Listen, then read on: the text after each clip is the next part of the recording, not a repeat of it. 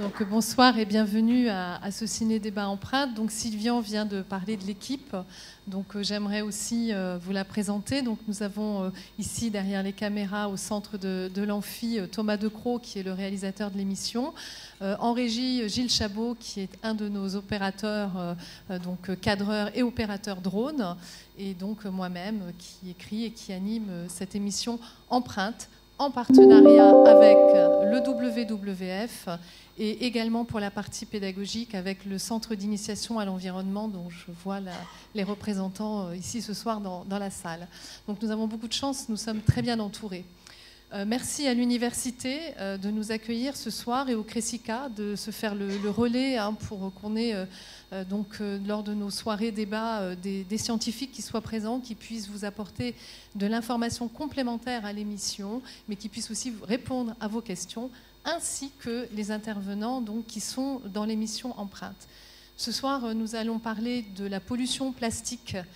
Ce matériau qu'à l'origine on considérait comme un matériau miracle est devenu au fil du temps un véritable fléau pour la planète. Il envahit nos océans, il détruit la vie sauvage et il impacte la santé humaine, on le sait aujourd'hui. Donc en Nouvelle-Calédonie, il y a une loi plastique qui interdit le plastique à usage unique depuis août 2019. Qu'est-ce qu'interdit exactement cette loi? Est-ce que c'est suffisant pour lutter contre cette pollution qui est à la fois visible et, vous le verrez, invisible? Et puis, quel est l'impact réel du plastique sur l'environnement et sur la santé humaine? C'est à toutes ces questions que nous avons essayé de répondre dans cette émission avec nos intervenants, donc Hubert Géraud du WWF, Caroline Rancien de l'ADEME Nouvelle-Calédonie, Thibaut Bizien de Calédocline. Et ils seront ce soir avec nous en présence de Éric Vidal et Fanny Houlbrecht, qui sont deux biologistes de l'IRD, qui vont nous apporter également des informations très intéressantes. Avant de lancer la projection de l'émission, je vous précise que cette soirée est filmée dans son intégralité dans le cadre de Calédonia Conférence et sera diffusée donc sur la chaîne Calédonia le samedi 4 juillet à 14 h, puis disponible en replay sur le site de la chaîne. Je vous souhaite une très bonne projection, ça dure 26 minutes et on se retrouve après pour le débat.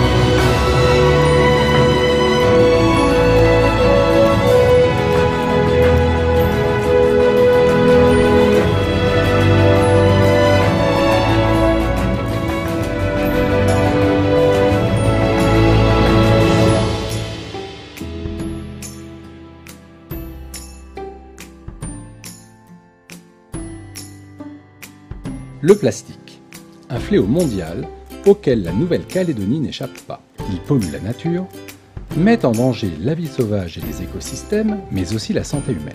Et que deviennent tous ces déchets qui échouent dans les mangroves et sur les plages? Direction la baie de Taureau à Païta, où Elisabeth a rendez-vous avec Thibaut Bizien et les bénévoles de Calédocline, une association éco-citoyenne qui assure le nettoyage des sites pollués. Salut, tu vas bien? Ouais, ça va et toi? Bah ouais. Écoute, je suis ravie de participer à cette action de ramassage avec ton association aujourd'hui. Alors explique-moi, on va où et qu'est-ce qu'on va faire? Alors en fait, on va aller de l'autre côté là-bas. Tu vois la baie là-bas? Oui. En fait, on a 3 plages. Donc on a déjà 2 plages qu'on a nettoyées. On a tiré 1,5 tonne de déchets. On va faire la 3e plage aujourd'hui. Okay. Et pour ça, il faudra partir équipé. Ok.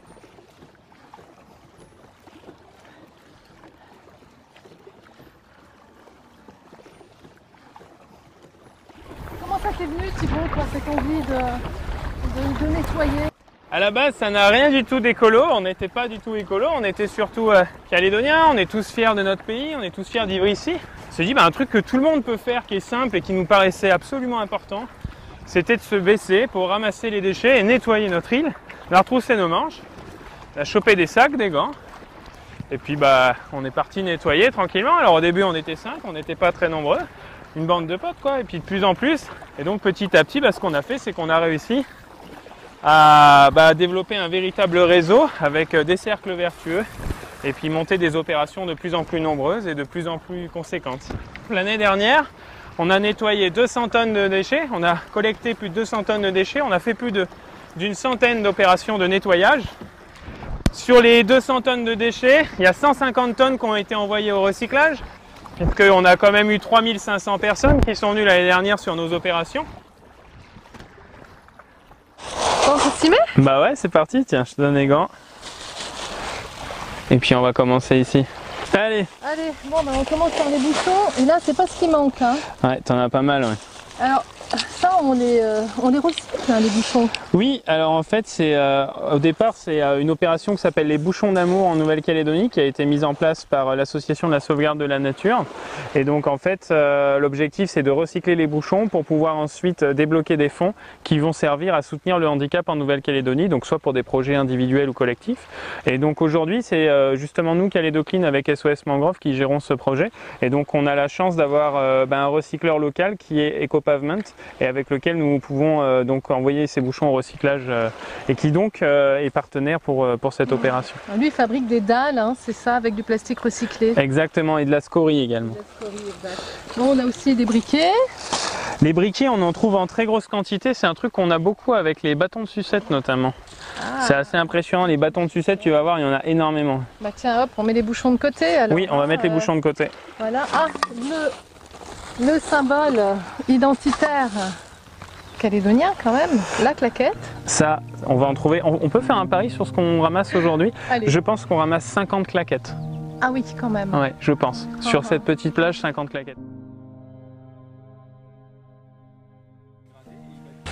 Donc là, le polystyrène, ça contient une des substances chimiques les plus toxiques de la planète. C'est un perturbateur endocrinien notoire, très dangereux, et qui donc va se propager, se disséminer au fur et à mesure. Donc c'est ça en fait le problème du déchet, c'est qu'au départ il est dans son intégrité, et puis petit à petit il va se dégrader et il va disséminer au passage l'intégralité des molécules chimiques qui le composent, et surtout certaines d'entre elles sont toxiques.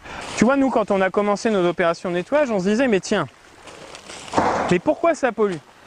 Parce que ça veut dire quoi ça pollue? Ça veut dire que c'est sale, ça veut dire que... En fait, on s'est dit, mais mince, qu'est-ce qui pose problème en fait dans ces matières-là? Et en fait, ce qui pose problème, c'est que ça contient justement ces fameuses substances chimiques qui sont toxiques pour la santé des écosystèmes, mais aussi pour la santé des individus.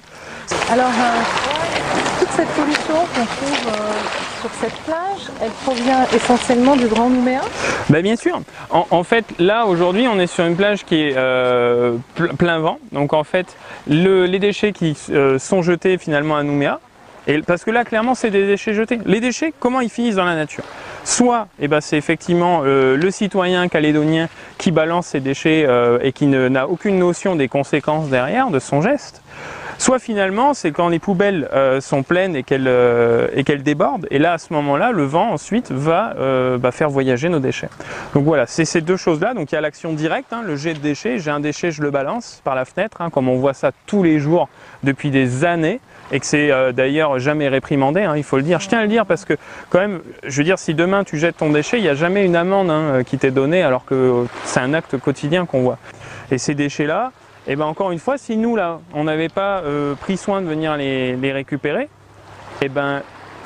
ils vont finir leur vie sur cette plage qui est très peu fréquentée, je veux dire personne ne vient là, ils vont finir leur vie ici et ils vont continuer d'avoir un impact sur l'environnement sur des décennies, des siècles et des siècles, tant que personne n'aura pas fait le geste à un moment de se baisser et de se dire je ramasse parce que c'est mon pays. C'est quand même essentiellement de la bouteille plastique. Et ouais. Et qu'est-ce que ça te fait toi quand tu arrives sur une plage comme ça et que tu vois autant de déchets? Regarde, les bras d'une Ça te fait pas peur pour l'avenir? Ben si, bien sûr. Mais je me dis qu'on a encore beaucoup de boulot parce que par exemple cette plage, on est déjà venu la nettoyer et on revient et il y a encore énormément de déchets et on a l'impression que on ne va jamais finir le travail, quoi. Et tu vois, en fait, les bouchons, pourquoi on peut les recycler? C'est parce que c'est une matière qui va pas trop se dégrader par rapport au PET. Donc là, tu vois, la plupart des bouchons qu'on trouve, ils sont encore dans un bon état. Donc ça veut dire qu'on va pouvoir récupérer la matière dessus. Parce que là, ce qu'il faut dire et qui est vraiment important, c'est que quand on fait des opérations de nettoyage comme ça, quand on récupère des centaines de kilos, voire des tonnes de plastique, et ben c'est des plastiques que nous ne parviendrons pas à revaloriser parce qu'ils ne sont pas recyclables, parce qu'il y a une dégradation de la matière liée au sel marin et au soleil. Donc ils vont finir où toutes ces poches alors? Et ben voilà le grand gaspillage et voilà le grand mensonge, c'est que le plastique en grande partie aujourd'hui n'est pas recyclé, il est enfoui. Donc ça veut dire qu'on prend un morceau de pétrole brut, on le transforme avec du pétrole, on le transporte avec du pétrole, on l'utilise une fois quelques minutes et à la fin on va l'enterrer. Donc toutes ces poches vont finir au centre d'enfouissement de Gadji juste à côté. Exactement. Okay. Et ben ça, c'est un immense morceau de plastique. Donc ça, tu vois, c'est les plastiques qu'on voit en bord de route. Tu vois les espèces de barrières en plastique rouges et blanches qui sont mises en place par les mairies, notamment dans le cadre des travaux publics. Voilà. Bah ça, c'est un morceau, c'est un produit qu'on a brûlé. C'est un morceau de barrière blanche comme ça. Incroyable. C'est impressionnant, hein? Donc là, quand il a été brûlé, les substances chimiques qui le composent, direct dans l'air. Eh oui. Et là, après, on le retrouve sur un bord de plage, comme ça, à des kilomètres de la ville. Super, hein? Se décompose en microplastique, et là, il y en a pour quelques décennies. Hein. Ah, mais quelques siècles. Tu as vu la rigidité de ce plastique? Là, on en a vraiment pour quelques siècles. Donc là, bah, c'est extrêmement lent comme dégradation, ce qui est une bonne nouvelle, parce que ça veut dire que ça nous laisse le temps d'agir, pour le peu qu'il y ait quelqu'un qui agisse. Chaque geste compte et c'est pas juste une jolie phrase, c'est vraiment une philosophie de vie. Ouais. On continue? Allez, on continue.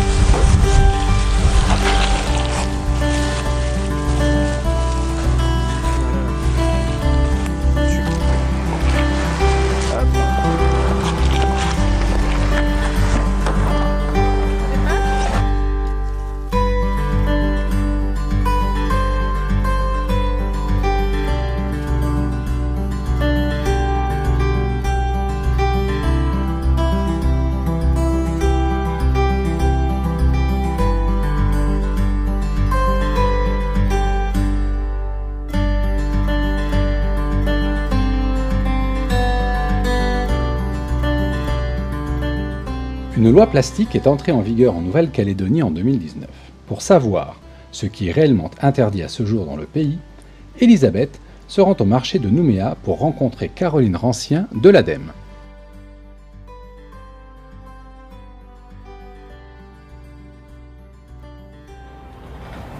Bonjour Caroline. Bonjour Elisabeth. Comment vas-tu? Bien et toi? Bah écoute, très bien, très bien.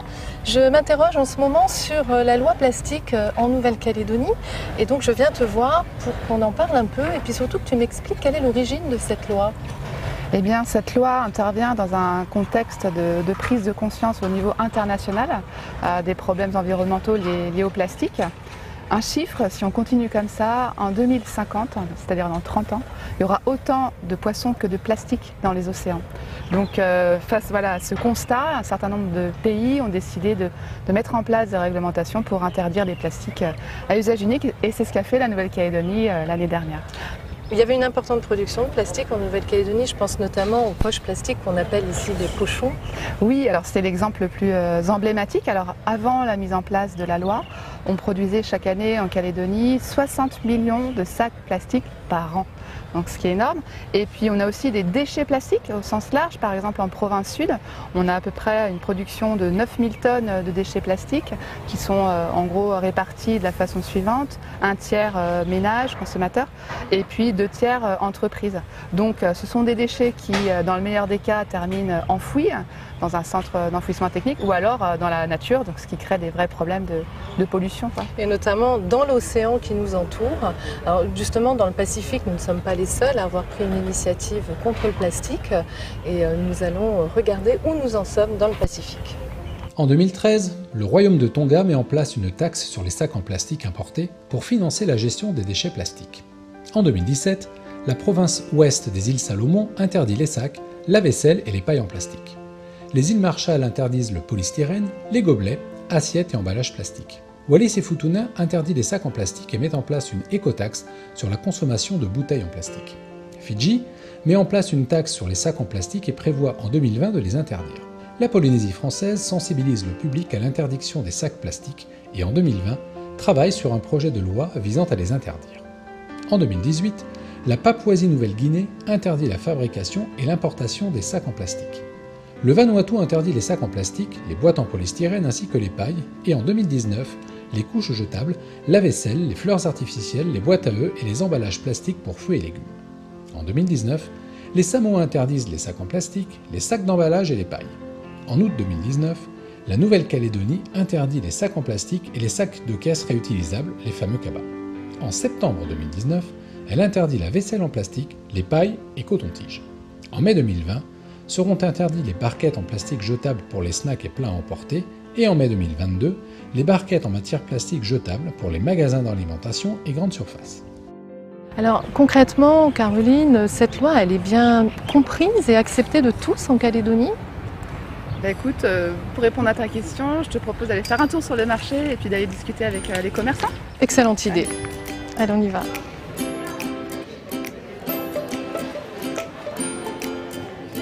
Bonjour Yorita. Ça va? Oui, ça va bien et toi? Oui. Ben écoute, on vient te voir pour savoir un petit peu comment tu vis la loi plastique en Calédonie, comment tu l'as vécu au moment où elle est passée. Depuis un moment, je la bien, donc à travers mon engagement écolo, dans l'Action Biosphère. Et puis après, les gens maintenant, au début, c'était les sachets, on donnait beaucoup de sachets papier, tout ça. Et puis j'ai demandé aux gens d'essayer de réduire un peu leur impact sur l'environnement et de réutiliser d'utiliser leur cabas, leurs sachets papier. Et donc voilà, les emballages, tout ça. Beaucoup de gens viennent directement avec leur panier et ils achètent les fruits et légumes en vrac? Ah oui, absolument, toujours. Maintenant, c'est une habitude que tout le monde fait. Et donc les autres personnes aussi mettent. Parce que je dis aux gens, même aux commerçants, je leur dis ne proposez pas le sachet plastique, ne proposez pas un sachet automatiquement. Laissez-les demander. Voilà. Et en général, les gens, ils ont déjà leur sac. Non, on a un sac, un cabas, on peut l'utiliser, tout ça. Voilà. Du coup, les sacs plastiques sont interdits depuis le 1er août l'année dernière, 2019. Est-ce que toi, tu as démarré avant la mise en place de la loi? Depuis que je suis installée sur le marché, j'ai commencé à prendre aux consommateurs à réduire un maximum. En fait, tu le sensibilises au zéro déchet. Voilà, c'est ça. Donc ici, on est là pour vendre des produits bio, des produits naturels, mais aussi pour parler aussi de la réduction des déchets. Bon, mais on sent que tu es vraiment impliquée sur ce sujet, Yorita, et puis écoute, on te remercie. Merci à toi. Et puis bonne chose pour Ouais, merci. Bonne journée. Alors concrètement, qu'est-ce qui est encore autorisé comme type de poche pour faire ses courses? Parce que par exemple, en grande surface ou même sur le marché, on nous distribue des poches en papier ou également ce type de poches, alors qui sont biosourcées ou biodégradables, je ne sais pas trop. Est-ce que tu peux m'expliquer la différence entre les deux? Alors, en effet, les sacs plastiques à usage unique sont interdits, mais on a l'autorisation du coup d'utiliser des sacs qui sont biosourcés et compostables. Qu'est-ce que ça veut dire? Qu'est-ce que ça veut dire? Un sac biosourcé, ça veut dire qu'il est issu de la transformation d'origine végétale ou animale. C'est-à-dire que c'est un sac qui est produit à partir de cultures type maïs, lin, donc c'est du végétal, ou bien animal, par exemple de la laine, quoi. Donc ça, c'est la notion de biosourcé. Donc en gros, c'est pas du pétrole, quoi, pour faire court. Première notion. Seconde notion, la notion de compostable. En fait, pour que ce soit compostable, en gros, c'est le sac qui va se dégrader avec certaines conditions de température, d'humidité. Et donc, il va se dégrader, se biodégrader jusqu'à temps devenir des fragments tout petits du compost, quoi. Pour qu'il soit compostable, il faut absolument qu'il ait le label OK Compost. Donc il faut regarder son sac. Alors déjà au niveau du toucher. Les sacs biosourcés, on voit, ils sont un peu soyeux comme ça, tu vois. Donc ça, on peut dire, bon, c'est du biosourcé et de toute façon, c'est marqué dessus, quoi, matière végétale. Et est-ce qu'il est compostable? Eh bien, en effet, on voit le petit logo OK Compost. Donc celui-là, tu peux le composter dans ton composteur. Compostable et biodégradable, ça veut dire la même chose? Non, c'est pas exactement la même chose. La biodégradabilité, c'est la notion de dégradation. Comme ça, par exemple, c'est biodégradable? Ça, c'est biodégradable. Et compostable. Et compostable, voilà. Et compostable, si tu veux, c'est l'étape ultime de la biodégradabilité. D'accord. Alors, si je n'ai pas de compost, comment je fais? Qu'est-ce que je fais de cette poche? Je la mets à la poubelle? Eh bien, alors, si elle est encore de bonne qualité, eh ben, je te conseille de la réutiliser une seconde fois, une troisième fois. Mais à la fin, en effet, en termes de qualité, ça risque de se dégrader et donc ça terminera en déchets. Donc, c'est pas non plus la solution idéale d'une certaine façon. Alors toi, tu as pris l'option, Caroline, à ce que je vois, de faire tes courses avec plutôt un panier tressé. Un magnifique panier tressé, fabriqué localement. On a un vrai savoir-faire local et donc il faut vraiment encourager au maximum l'utilisation de paniers tressés. Sinon, pour les plus petits fruits et légumes, tu peux utiliser un sac en tissu. Regarde ce magnifique sac en tissu réutilisable, local, que tu peux laver et réutiliser à l'infini ou quasi, quoi. Eh ben, je prends l'option et on continue à faire notre marché. Allez. Quels sont réellement les dangers du plastique? Direction le parc forestier de Nouméa, où Hubert Géraud du WWF nous explique en détail les conséquences de la pollution plastique sur le vivant. Bonjour Hubert. Bonjour Elisabeth.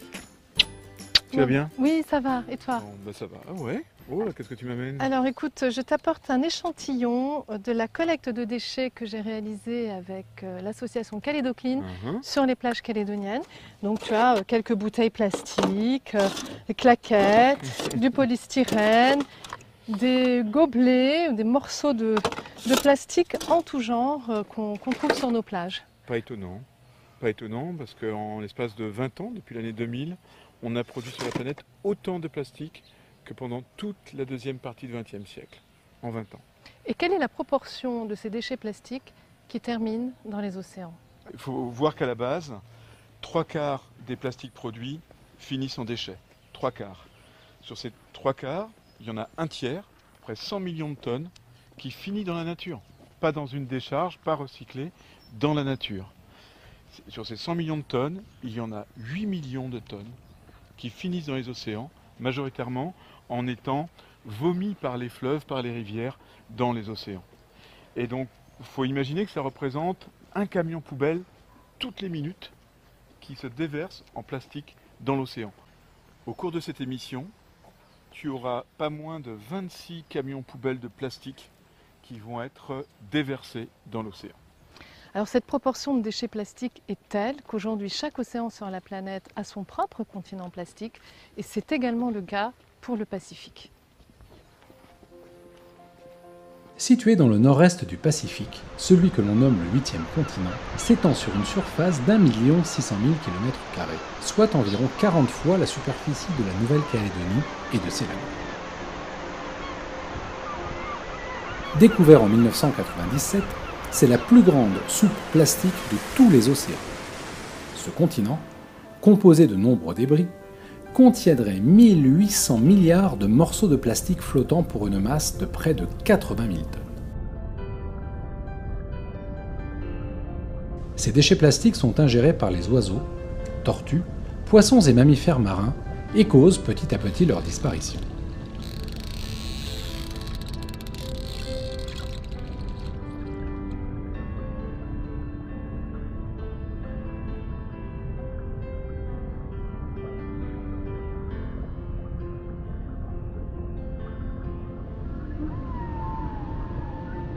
Ces morceaux de plastique se décomposent ensuite jusqu'à devenir des microparticules, puis des nanoparticules de plastique que l'on retrouve jusque sur le plancher océanique.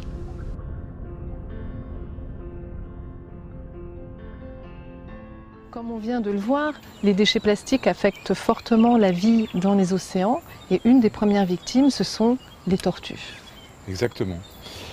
Quand on a l'occasion d'autopsier une tortue, ce que l'on a fait sur les plages de Guyane par exemple, eh bien à l'intérieur, qu'est-ce qu'on trouve? On trouve des paquets de sacs plastiques agglomérés et qui ont causé des occlusions intestinales et qui ont tué ces animaux qui avaient 40, 50, 60 ans, qui sont morts avec des plastiques. Alors c'est le cas également en Nouvelle-Calédonie où de temps en temps on peut voir en surface des tortues qui n'arrivent plus à plonger pour aller se nourrir parce qu'elles ont des occlusions intestinales, elles ont les intestins remplis de plastique. Le plastique ressemble à une méduse pour partie, certains morceaux de plastique vont ressembler à des crevettes et les tortues qui n'ont pas une bonne vue, eh bien, se font prendre au piège en effet. Alors il y a d'autres espèces qui sont également touchées par ces déchets plastiques plus petits qui sont issus de leur dégradation. Mais oui, le sac plastique quand il se dégrade va donner ce qu'on appelle des mésoplastiques, donc des particules que tu peux voir ici qui font plutôt de l'ordre du centimètre et qui eux aussi sont mangés par les oiseaux par exemple. Et les oiseaux, il faut savoir que dans tous les océans, 9 oiseaux marins sur 10 a déjà ingurgité du plastique. Et là, tu as l'image, par exemple, d'un albatros. On est dans le Pacifique, c'est à côté de chez nous, et qui est mort, intoxiqué. Il a mangé un briquet, il a mangé des bouchons plastiques, et il a très probablement aussi nourri son poussin avec cette même soupe plastique. Alors les animaux se font piéger, l'être humain aussi, mais de façon plus invisible, alors, plus sournoise. Plus invisible, mais avant, on a le microplastique qui va continuer à toucher la chaîne alimentaire et toucher des êtres vivants qui sont très éloignés de notre humanité. À 7 km de profondeur, dans les abysses, on a trouvé un nouveau crustacé qui fait 1 cm, Eurythenes plasticus. Et à ton avis, pourquoi on l'a baptisé Plasticus? Il était rempli de plastique? Il contenait du plastique, à 7 km de profondeur dans les abysses des océans. Terrible. Alors ça, donc, ce sont des micro-particules de plastique qu'on trouve dans les océans, mais qu'on peut également trouver dans l'eau douce. Dans l'eau douce, et puis ces micro-plastiques vont continuer à se dégrader et à donner ce qu'on appelle des nanoplastiques. Alors tu ne les vois plus à l'œil humain, mais tu prends un microscope, c'est une soupe de plastique. Et ça rentre bien sûr, ça traverse les parois intestinales, et on va donc, nous aussi, être intoxiqués. Et d'ailleurs, je vais t'offrir un bonbon plastique. Voilà, une petite friandise pour toi. Oui, c'est sympa, c'est une carte bleue en fait. C'est très gentil, merci Hubert. Mais de rien, Elisabeth, c'est ce que tu ingères chaque semaine en plastique. 5 grammes de plastique. Quand même, chaque semaine de ma vie. Oui. Simplement en mangeant des aliments qui proviennent de la mer, en buvant de l'eau et en respirant également. Il y a également du plastique dans l'air. Exactement, des microparticules, des nanoparticules de plastique. Ouais. Alors, qu'est-ce que doivent déjà faire aujourd'hui les entreprises pour réduire cette pollution plastique? Elles peuvent appliquer la stratégie des 3 R, à savoir la réduction, le réemploi, le recyclage. Oui, c'est très important. Et quelle est la part du citoyen? Qu'est-ce qu'on pourrait conseiller aujourd'hui aux Calédoniens de faire pour participer à cette réduction de pollution plastique? Eh bien, si on reprend la même carte bleue que l'on ingère chaque semaine en termes de quantité de plastique, 5 grammes, eh bien, on peut aussi, en tant que citoyen, l'utiliser comme consommateur, à savoir tes choix de consommation vont influencer le monde dans lequel tu veux vivre. Donc si tu boycottes le plastique en favorisant des produits non plastifiés, eh bien, tu participes au changement.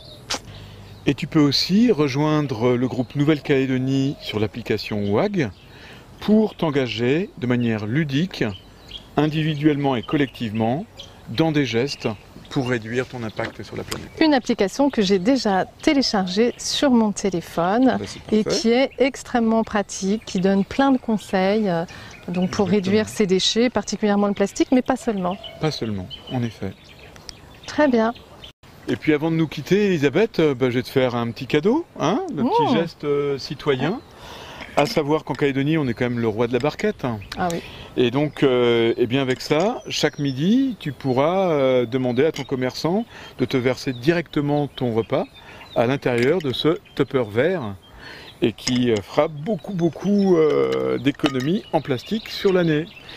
Et puis de la même manière, pour aller manger, où que tu ailles, et bien souvent avec ta barquette on te propose des couverts, qui sont des couverts en plastique, voire en bambou, mais ça reste du jetable. Privilégions le durable. Voilà, donc petit cadeau. Ah, merci beaucoup Hubert. Et puis une petite gourde. Il faut savoir que dans les bouteilles en plastique aussi, tu as des nanoparticules de plastique. Donc tu bois du plastique en même temps que de l'eau, hein, de l'eau minérale, de l'eau de source. Avec ça, c'est du verre, c'est peut-être un peu plus lourd, mais là tu boiras sainement. Merci beaucoup. Et bien voilà, ce sera mon geste pour le caillou et j'incite tous les Calédoniens à avoir le même pour lutter contre cette pollution plastique.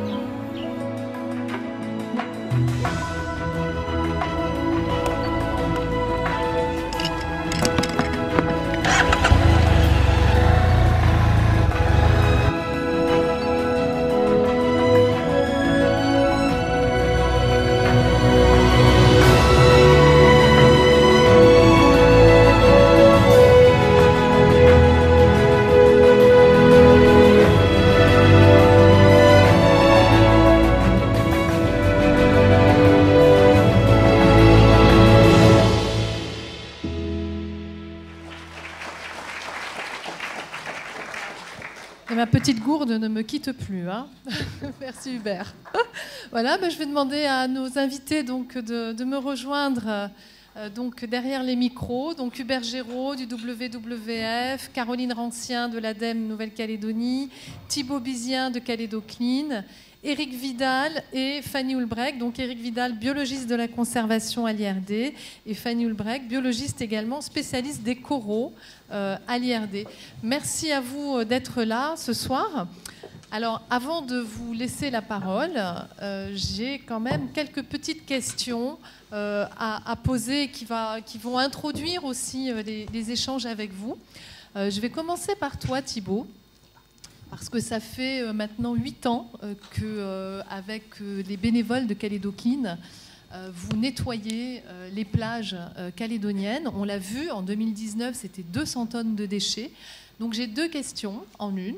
La première, c'est est-ce que ce chiffre augmente considérablement d'année en année? Et la deuxième, c'est quelle est la part de déchets plastiques, à peu près, hein, dans ces 200 tonnes de déchets?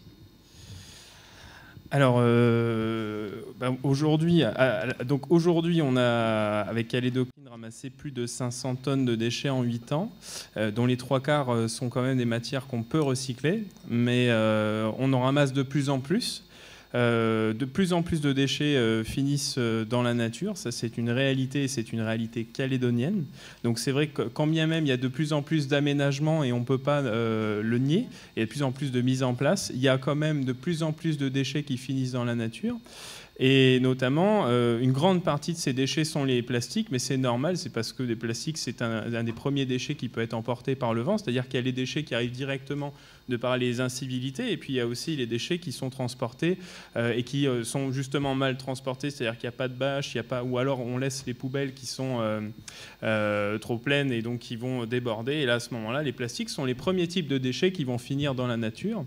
Si je dois vous dire ce soir combien de plastique, c'est compliqué parce que les plastiques sont en grande majorité enfouis. Donc on a aujourd'hui, je pense que sur la part des 500 tonnes, on a bien ramassé une bonne 50aine de tonnes de plastique. Mais pour que vous puissiez mieux voir les choses...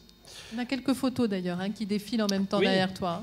Ok, super. Oui, en fait, on ramasse ça sur les plages, les mangroves, les îlots, les squats, les quartiers, les tribus. Donc on va vraiment dépolluer l'environnement des Calédoniens de manière générale. Si je dois vous dire à peu près ce que ça représente, ces 50 tonnes de plastique, parce que ça ne parle pas forcément à tout le monde, parce qu'en fait, le plastique, c'est hyper léger. Donc quand je vous dis 50 tonnes, ça ne parle pas vraiment. Je pense que ça devrait représenter peut-être 50 fois cette amphi... 400. Donc c'est énorme, c'est des quantités qui sont absolument faramineuses. Est-ce que tu peux passer la photo? J'ai vraiment... Un peu après? Encore? Encore? Encore? Encore? Encore une fois? Voilà, celle-là, je la trouve particulièrement sympa. En fait, c'est vrai que quand on a commencé Calédocline, on était 5 couillons à aller ramasser les canettes sur le bord de route. Et c'est vrai que quand on a commencé à monter en puissance pour ramasser de plus en plus de déchets, en fait, on était loin de penser que, en fait, on allait tomber sur ce genre de paysage. Et ça, c'est pas un paysage unique, hein, c'est un paysage qu'on a vu maintes et maintes fois. Parce qu'il y a une grande partie des mangroves du Grand Nouméa et des zones qui sont très habitées, où on retrouve ce genre de déchets et ce genre de milieux entravés. Et puis même sur des zones qui sont peu habitées, par les courants, on peut retrouver aussi ce genre de paysage. Donc là, par exemple, sur cette mangrove, ce qui a été assez surprenant, c'est pas la première fois qu'on le voyait, mais c'est quand même une quantité assez importante. Forcément, quand c'est marée haute, tout va bien, les poissons peuvent circuler, les crabes aussi. Et quand c'est marée basse, en fait, ce qui se passe, c'est qu'en fait, tous les poissons et les crabes finissent étouffés. Et s'ils finissent pas étouffés, en fait, ils finissent ébouillantés parce que le plastique est un thermoaccumulateur. Donc, en fait, le peu d'eau va chauffer et le plastique va chauffer. Et en fait, c'était assez surprenant de voir la mortalité des espèces animales dans ce milieu-là. Donc là, c'était une mangrove sur 2 km. Il y avait 20 mètres de plastique comme ça. Donc voilà, à peu près ça en fait, hein, à peu près un peu plus, mais enfin un peu moins plutôt, mais voilà, c'est assez énorme. Et en plus, ce qu'il faut bien comprendre, c'est que là, on est sur le ramassage des macroplastiques, donc ça, c'est faisable. Mais après, il y a bien sûr tous ces microplastiques, parce que cette dégradation qui est quand même progressive, mais qui est quand même suffisamment rapide pour qu'en quelques années, on se retrouve à avoir des petits morceaux de plastique un peu partout. Et ces plastiques-là, malheureusement, on peut de moins en moins les récupérer. Donc ça veut dire que plus le temps passe, moins nous intervenons, et plus il est difficile de récupérer cette matière qui est extrêmement polluante. Et je laisserai aussi mes amis scientifiques parler tout à l'heure, mais je veux dire, aujourd'hui, il n'y a pas de solution au niveau mondial pour récupérer les microplastiques. Il y a des innovations qui commencent à émerger, mais il n'y a pas encore de vision globale sur la possibilité d'extraire ces microplastiques de nos océans. Alors il y a une chose qu'on n'a pas abordée et qui est hyper importante sur la question de la pollution plastique, c'est qu'en fait quand ces plastiques vont se dégrader en mer, et donc comme le disait Hubert, il y a des millions de tonnes de plastique qui sont en train de flotter dans nos océans à l'heure où on parle, et le plus grand continent de plastique, c'est le nôtre, hein, c'est le Pacifique, c'est nous les meilleurs. Et du coup, en fait, il y a une dégradation progressive, et avec la dégradation de ces plastiques, les molécules toxiques, enfin chimiques et toxiques, et les composent. Et là, le problème, c'est que ces molécules vont intégrer le cycle de l'eau. Et c'est ça le problème. Le réel problème, c'est qu'à partir du moment où ces déchets se décomposent dans la mer, ils vont impacter l'intégralité des formes de vie sur Terre. Donc c'est un empoisonnement qui est global, qui est progressif et qui ne fait que commencer puisqu'on a des millions de tonnes qui sont en train de se dégrader et en plus chaque jour on en rajoute un peu.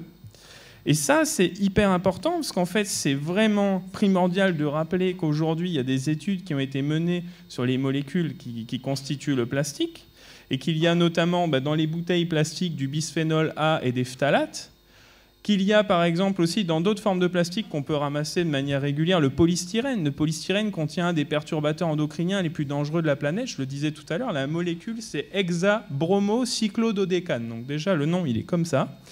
Je vous assure que j'ai mis du temps à l'apprendre. Hexabromocyclododécane, c'est un perturbateur, je vous laisserai regarder, hein, c'est bon, c'est enregistré, du coup vous pourrez regarder par la suite sur Internet, mais c'est hyper grave ce qui est en train de se passer. Et en fait aujourd'hui, sous prétexte de faire de l'argent, parce que clairement c'est le cas, c'est l'objectif du plastique, on est en train de détruire l'intégralité de la vie. Puisque l'objectif du plastique, encore une fois, c'est de pouvoir créer des flux financiers avec du pétrole pour pouvoir faire des produits à usage unique qu'on ne parvient pas par la suite à recycler. Donc c'est un modèle aussi économique qui épuise une ressource précieuse, le pétrole, où moi, depuis que je suis gamin, on me dit « Ah, mais un jour, il n'y aura plus de pétrole, ça va être Bronx dans le monde à cause de ça. » Bah oui, mais on n'arrête pas de le dilapider pour faire plein de produits à usage unique qui servent qu'une fois, et encore, leur utilité, elle peut être complètement... c'est inutile parfois. Je veux dire, là, par exemple, voilà, j'ai plus besoin de bouteilles plastiques. Donc le principe, c'est de se dire, on épuise une ressource, on empoisonne au passage, et derrière, on crée des déchets qu'on ne parvient pas à gérer. C'est un modèle qu'il faut impérativement détruire, parce que sinon, la bonne santé de nos modèles de société va s'effondrer. Merci beaucoup Thibaut. Pardon, je suis relou, mais... Mais on peut l'applaudir. On a vu dans l'émission donc l'impact sur les animaux et notamment sur les oiseaux marins, où Hubert donc nous dit que 9 oiseaux sur 10 a déjà ingurgité du plastique. On a eu envie de savoir ce qu'il en était pour les oiseaux de Nouvelle-Calédonie. Et il se trouve que Éric Vidal a mené une étude sur ce sujet. Donc Éric, je vous laisse la parole. Ok, merci, bonsoir. Alors, effectivement, moi je ne suis pas du tout ni chimiste ni spécialiste du plastique, je suis biologiste et je travaille en particulier sur les espèces menacées.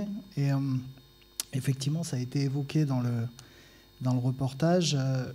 Une des manifestations de la pollution plastique, qui parfois peut être assez spectaculaire, Hubert a montré une photo qui est assez spectaculaire, c'est que ces morceaux de plastique qui se retrouvent notamment dans les océans sont ingérés par un certain nombre d'animaux, en particulier par les oiseaux, et les oiseaux marins notamment. Et depuis quelques années, un certain nombre d'études sont développées un peu partout sur la planète pour essayer, d'abord, pour mettre en évidence ce phénomène et pour essayer de le quantifier. Alors la photo qu'a montré Hubert, c'est une photo un petit peu extrême. C'est un oiseau qui avait 170 morceaux de plastique dans son estomac pour à peu près les 2/3 de son poids. Donc on arrive à une situation extrême. Donc qu'est-ce que je peux vous dire? Quelques éléments un petit peu généraux. D'abord, donc c'est une discipline qui débute, simplement. On a identifié à peu près 700 à 800 espèces animales marines qui consomment du plastique. Chez les oiseaux marins, c'est un phénomène qui est assez développé également. Alors les oiseaux marins, vous connaissez, tout le monde voit ce qu'est un oiseau marin. Il y a à peu près 350 espèces sur la planète qui se répartissent dans tous les océans. C'est un groupe animal qui est en train de s'effondrer au niveau planétaire, puisqu'en 50 ans, on a perdu 60% des effectifs au niveau planétaire, parce que c'est un groupe qui subit un certain nombre d'impacts d'origine humaine déjà à terre et en mer. Et la consommation de plastique se rajoute aux autres menaces. Donc c'est pour ça qu'on commence à s'intéresser à cette problématique-là. À peu près, alors bon, difficile d'avoir des chiffres au niveau mondial, mais on estime qu'à peu près la moitié des espèces d'oiseaux marins consomment régulièrement du plastique actuellement. Le plastique, qu'est-ce que ça fait quand ça rentre dans un oiseau marin? Déjà, ça ne ressort pas. Donc ça, c'est une des problématiques, c'est-à-dire que la physiologie des oiseaux marins ne leur permet pas, en général, de se débarrasser du plastique. Donc ça peut occasionner de la mortalité. Donc on a parlé des occlusions intestinales qu'on peut trouver aussi chez d'autres espèces. Ça crée des perforations. Un certain nombre de fragments plastiques sont pointus. Donc ça crée des perforations. Et comme ça a été évoqué par Thibaut, ça crée aussi un empoisonnement, puisqu'un certain nombre de molécules de dégradation des plastiques rentrent dans les organismes. Alors, il n'y avait pas de données en Nouvelle-Calédonie. Donc on a réalisé, alors c'est une petite étude, c'est une étude modeste, une étude préliminaire, qu'on a réalisée il y a 2 ans avec des étudiants, mais qu'on a pu quand même publier récemment dans une revue scientifique. Donc c'est une première étude qui reposait sur une centaine d'oiseaux qu'on a nécropsiés, donc on a autopsiés, et dans lesquels on a cherché ces fragments de plastique, parce que nous aussi, on avait vu ces photos spectaculaires. Alors, un petit rayon de soleil dans ce panorama triste, en fait, on trouve très peu de plastique dans les oiseaux marins en Nouvelle-Calédonie pour l'instant. On a quasiment parmi les chiffres les plus bas. Ça ne veut pas dire qu'il n'y a pas de plastique dans l'océan, on l'a vu. Et alors, c'est en particulier le groupe ce qu'on appelle les procellariiformes, donc c'est les albatros, les pétrels, les puffins, qui consomment beaucoup de plastique.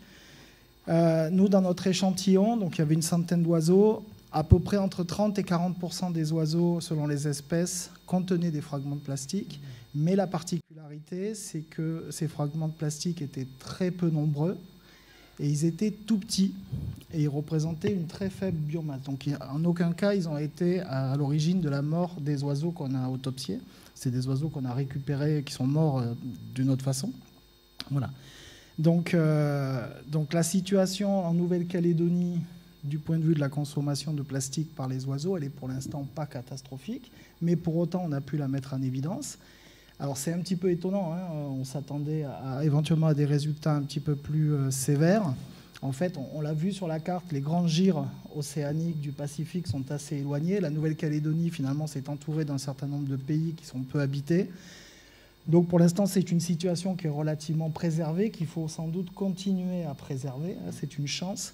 Alors on peut se poser quand même la question, je ne sais pas si Isabelle va me lancer, mais je me lance tout seul. Pourquoi? Parce que en fait, une question qui n'est pas évoquée, c'est pourquoi est-ce que les oiseaux, en particulier les oiseaux marins, mangent des morceaux de plastique qu'ils trouvent dans l'océan? On pense souvent que c'est par accident, parce qu'ils voient un petit fragment qui flotte, qui ressemble à une crevette, et ils vont le consommer. En fait, c'est beaucoup plus sournois que ça. On ne le sait pas beaucoup, mais les oiseaux marins utilisent beaucoup leur odorat pour trouver leur alimentation. On pense que les oiseaux n'ont pas d'odorat, mais les oiseaux ont un odorat, les oiseaux marins en particulier, et les puffins et les pétrels ou les albatros encore plus. Ils utilisent beaucoup leur odorat. Et ils recherchent en particulier une molécule qui est du groupe des diméthylsulfides. Donc c'est une molécule qui est émise dans l'océan par un certain nombre d'organismes marins, benthiques ou planctoniques, et donc c'est la trace qu'il s'agit d'une proie.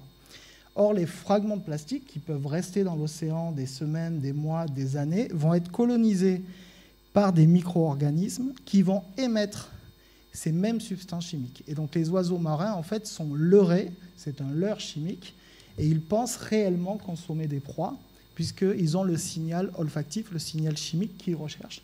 Et en particulier, les puffins et les pétrels consomment pour cette raison-là des grandes quantités de plastique, lorsqu'il y en a. Donc, on est relativement épargné ici, pour l'instant. L'étude qu'on a conduite, c'est une étude qui se veut préliminaire. Il n'y a pas pour l'instant de gros programme d'études en Calédonie sur ces questions-là. C'est une étude qu'on va essayer de poursuivre, qui est disponible là, sur Internet. Vous pouvez la télécharger sans aucun souci, et qui donne des résultats pour l'instant relativement rassurant, mais c'est une situation qui est probablement assez fragile. Et qui doit nous inciter à soutenir nos efforts justement sur le plastique.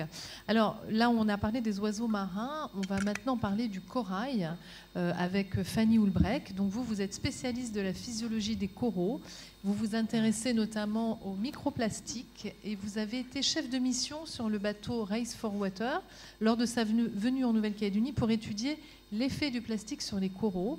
Qu'est-ce que ces études ont révélé sur la présence du plastique dans les coraux, Fanny ? Bonsoir.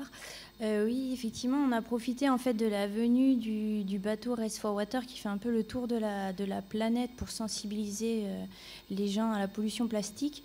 On a profité donc de ce bateau pour se rendre en baie de Prony et pour tester en fait les effets des microplastiques sur plusieurs espèces de coraux. Et donc nous, on a profité pour utiliser en fait un système de chambres benthiques. Donc ce sont des chambres en plexiglas dans lesquelles on peut incuber des coraux et mesurer en fait leur production, leur consommation d'oxygène. Et ce qu'on a fait, c'est donc d'incuber ces différentes espèces dans ces cloches benthiques et d'injecter dans ces cloches une certaine dose de microplastique pour voir comment réagissaient ces coraux. Et en fait, ce qu'on a vu, c'est que ça diminuait en fait leur métabolisme, ça diminuait leur taux de respiration, donc leur production de CO2. Donc là, c'est une première étude. On a vraiment profité de la venue de ce bateau pour le faire. Mais en tout cas, ce qui est connu sur les coraux, les études démarrent vraiment sur l'effet des microplastiques sur les coraux.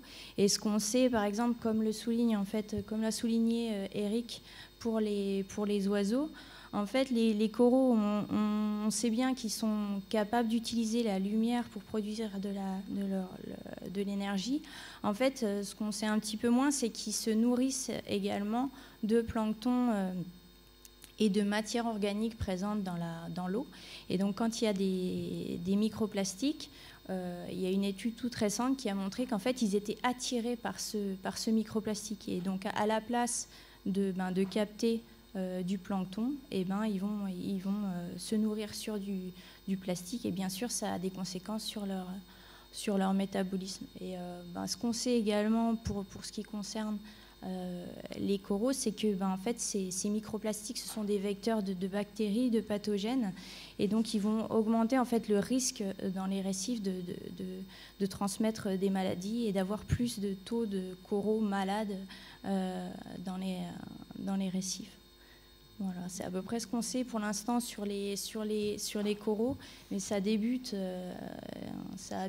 ces 5 dernières années avec pas mal d'études qui se lancent là pour voir vraiment l'effet de l'incorporation de ces microplastiques sur les coraux. On sait que ça a également des conséquences sur leur calcification, ça va diminuer leur taux de croissance, et bien sûr, on suppose qu'il va y avoir d'autres effets qui vont être trouvés. Merci Fanny. On n'a pas fini d'en apprendre sur les effets du plastique, que ce soit sur l'environnement ou sur la santé humaine. Je vous propose de commencer les échanges avec nos intervenants. On a encore pas mal de choses à vous dire, mais bon, on va un petit peu vous laisser la parole. Est-ce que parmi vous, il y a des personnes qui ont des questions? On va leur amener un micro.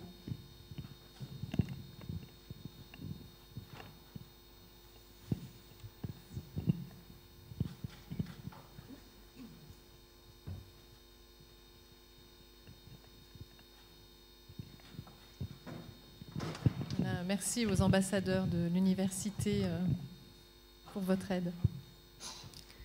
Bonjour, c'était pour vous demander, vous avez tous parlé de la mer, mais est-ce que ça a des conséquences sur les animaux terrestres? Excellente question. Qui souhaite prendre la parole? Allez-y. Alors, je peux répondre, je ne suis pas spécialiste de toute la biodiversité, mais effectivement, les plastiques, lorsqu'ils sont fragmentés en micro, en nanoplastiques, etc., rentrent dans toute la chaîne alimentaire. Alors ça concerne en particulier les eaux douces, c'est très marqué parce que l'eau est un bon vecteur de plastique. La faune des sols également, ça peut rentrer dans la physiologie des végétaux et donc après être absorbé sous forme de nanoplastiques par les herbivores. Donc effectivement, ce sont des composés qui sont extrêmement rémanents dans l'environnement, qui ont une durée de vie très très longue, qui se fragmentent en tout petits fragments qui, eux, vont rentrer complètement dans tout le cycle écologique. Absolument. Moi, je vais continuer aussi de faire mon relou.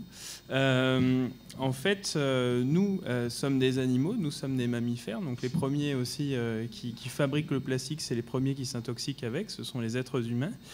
Mais il y a aussi une chose, on parlait tout à l'heure du fait que le plastique est un accumulateur bactérien. Ils ont fait des premières études très intéressantes que vous pouvez retrouver sur Internet aussi, sur justement ces fameux continents de plastique. Ils ont été faire des prélèvements pour regarder un petit peu les accumulations bactériennes et ils se sont rendus compte qu'il y avait des accumulations importantes de choléra et que c'était possible que justement ces fameux plastiques qui sont aujourd'hui en plein milieu des océans et en train de circuler, sont potentiellement les futurs vecteurs de maladies et d'épidémies mondiales. Donc il y a aussi encore ça comme bonne nouvelle à rajouter.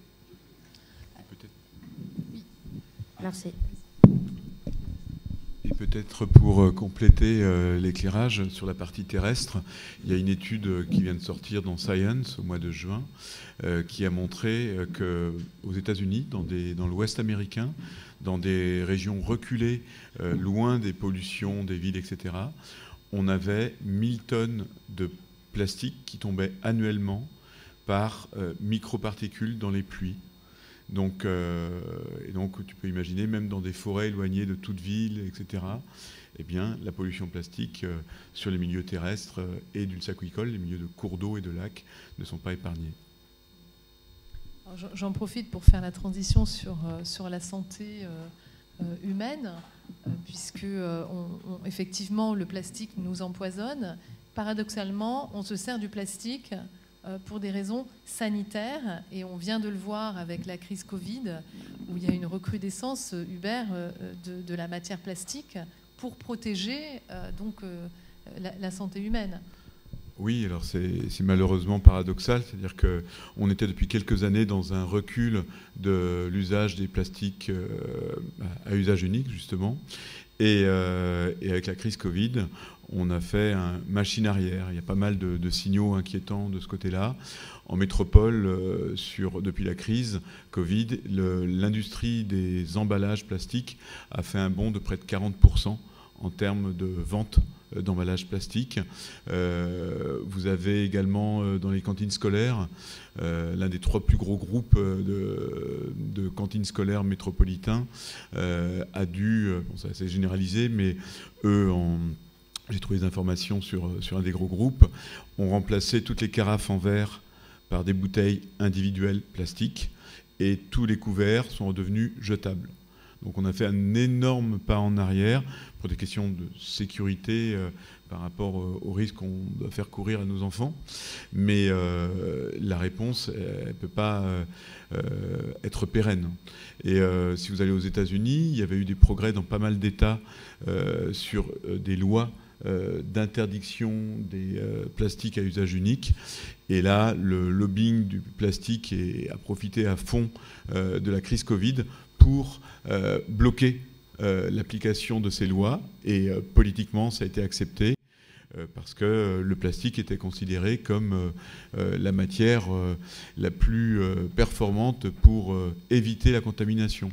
On oublie juste une chose, et les études scientifiques ont montré, plusieurs études ont montré que le plastique est l'une des matières sur lesquelles le coronavirus, Covid-19, se maintient en vie le plus longtemps.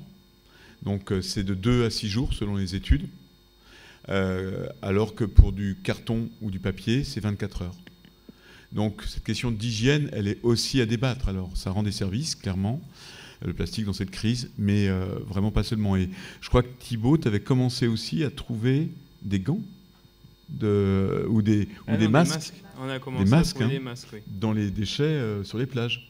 Voilà, ça commence à... Ce sont des masques d'ici, je précise, parce que ce ne sont pas des masques de l'étranger. Ce sont vraiment des masques qui ont été jetés par des personnes qui vivent en Calédonie. Et ces masques sont faits en polypropylène.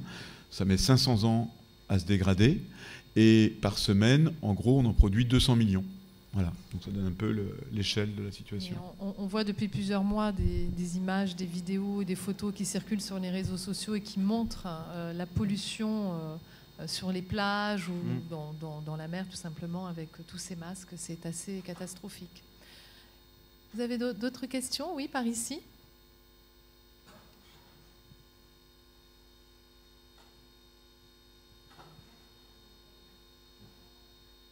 Faut le Bonjour. Très intéressant de comprendre un petit peu pourquoi les oiseaux mangent ces plastiques. Est-ce que c'est pareil pour les tortues?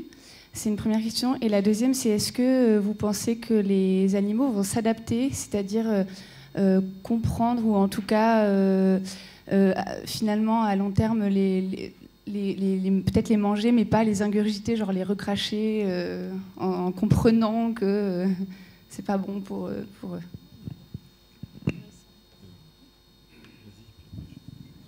Alors, Hubert l'évoquait dans le reportage, donc effectivement, il y a un certain nombre d'espèces de tortues marines s'alimentent beaucoup sur des méduses et des sacs plastiques ou des ballons de baudruche peuvent être pris pour des méduses. Donc là, c'est plutôt l'aspect visuel qui joue. Mais il y a quelques semaines, des chercheurs ont mis en évidence que, sous forme expérimentale, que les tortues marines étaient aussi sensibles à cette molécule dont j'ai parlé. Et donc, elles étaient peut-être aussi également leurrées par ce leurre chimique. C'est ce qu'on appelle en écologie un piège écologique. C'est-à-dire qu'en fait, c'est une sorte de cul-de-sac dont les animaux auront du mal à trouver une sortie. Est-ce qu'ils vont s'adapter? C'est assez peu évident, puisqu'en fait, c'est le même signal, en tout cas pour les oiseaux marins, notamment pour les puffins, les pétrels, c'est le même signal chimique qui leur sert à repérer leur proie et qui les leurre sur du plastique. Donc l'adaptation, elle est pas du tout évidente, surtout sur un laps de temps assez court. La problématique du plastique, c'est que c'est un phénomène qui a quelques décennies, qui arrive de façon massive et croissante et qui télescope avec des dizaines de milliers ou des centaines de milliers d'années d'évolution chez ces espèces. Donc voilà. Non, je crois que les espèces marines vont subir très longtemps la présence de plastique dans les océans. En complément, en effet, les tortues sont des animaux, comme le disait Eric, qu'on peut qualifier de préhistoriques. Et quand on prend par exemple une tortue lutte de 500 ou 600 kilos, la taille de son cerveau, c'est ça, c'est une noix. Donc c'est malheureusement des animaux qui ont beaucoup de mal à s'adapter. On le voit, il y a des adaptations sur des évolutions de sites de plage pour rebasculer sur une autre plage, mais ça fonctionne avec des stimuli très, très basiques. Et malheureusement, on a moins d'espoir que vous sur la capacité, entre autres des tortues, à s'adapter à ce fléau. Alors on va rester, on va essayer d'avoir une petite note d'espoir malgré tout avec toi Caroline. Donc on va parler de l'ADEME. L'ADEME, comme vous le savez, soutient de nombreuses initiatives en Nouvelle-Calédonie, notamment au travers de ses appels à projets pour lutter donc contre le plastique. Est-ce qu'il y a beaucoup de projets dans ce domaine-là pour lutter contre la pollution plastique? Bonsoir. Alors en effet, on a lancé des appels à projets avec nos partenaires qui sont les provinces, puisqu'en matière d'environnement, la compétence est provinciale. Et donc depuis l'année dernière, on a lancé un appel à projets avec la province Sud, également avec la province Nord. Et avec la province des îles Loyauté, on n'a pas lancé d'appel à projets, mais on recueille avec plaisir toutes les bonnes initiatives qui visent à lutter contre les plastiques à usage unique. Alors pourquoi on a fait ça? C'est vrai que c'était aussi pour accompagner la loi de pays donc, qui interdit les plastiques à usage unique. Et on est confronté en fait à un changement de comportement. On a le poids des habitudes qui font qu'il va falloir qu'on change nos comportements. Mais changer, qui doit changer? Tout le monde doit changer.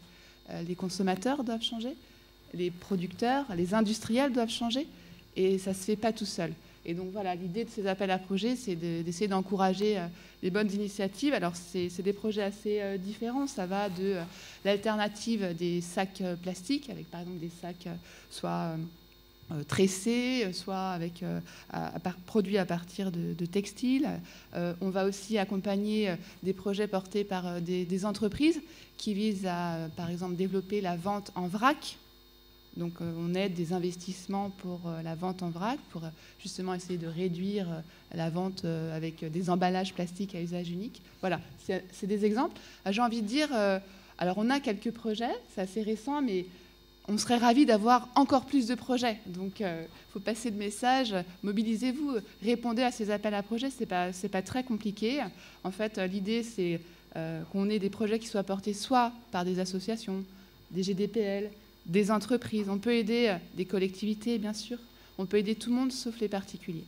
Donc, si vous avez des idées, répondez. Peut-être les dates. Oui, voilà, je fais la promo sur les appels à projets.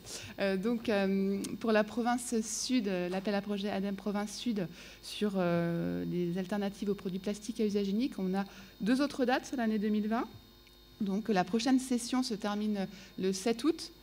Et puis ensuite au mois de novembre, 6 novembre, mais sachant qu'on est plutôt parti sur le fait de prolonger, de pérenniser ce type de dispositif. Donc ça, c'est pour la province Sud. Pour la province des îles Loyauté, je disais tout à l'heure, il n'y a pas de date, il n'y a pas de date butoir, donc c'est ouvert tout au long de l'année, n'hésitez pas. Et puis pour la province Nord, on n'a pas exactement la même date, en fait. La deuxième session se termine le 15 août. Et puis la 3e session le 15 décembre. En réalité, si vous avez un projet, contactez-nous, contactez Élise, qui est chargée de mission déchets environnement, qui est dans la salle ce soir, côté ADEME.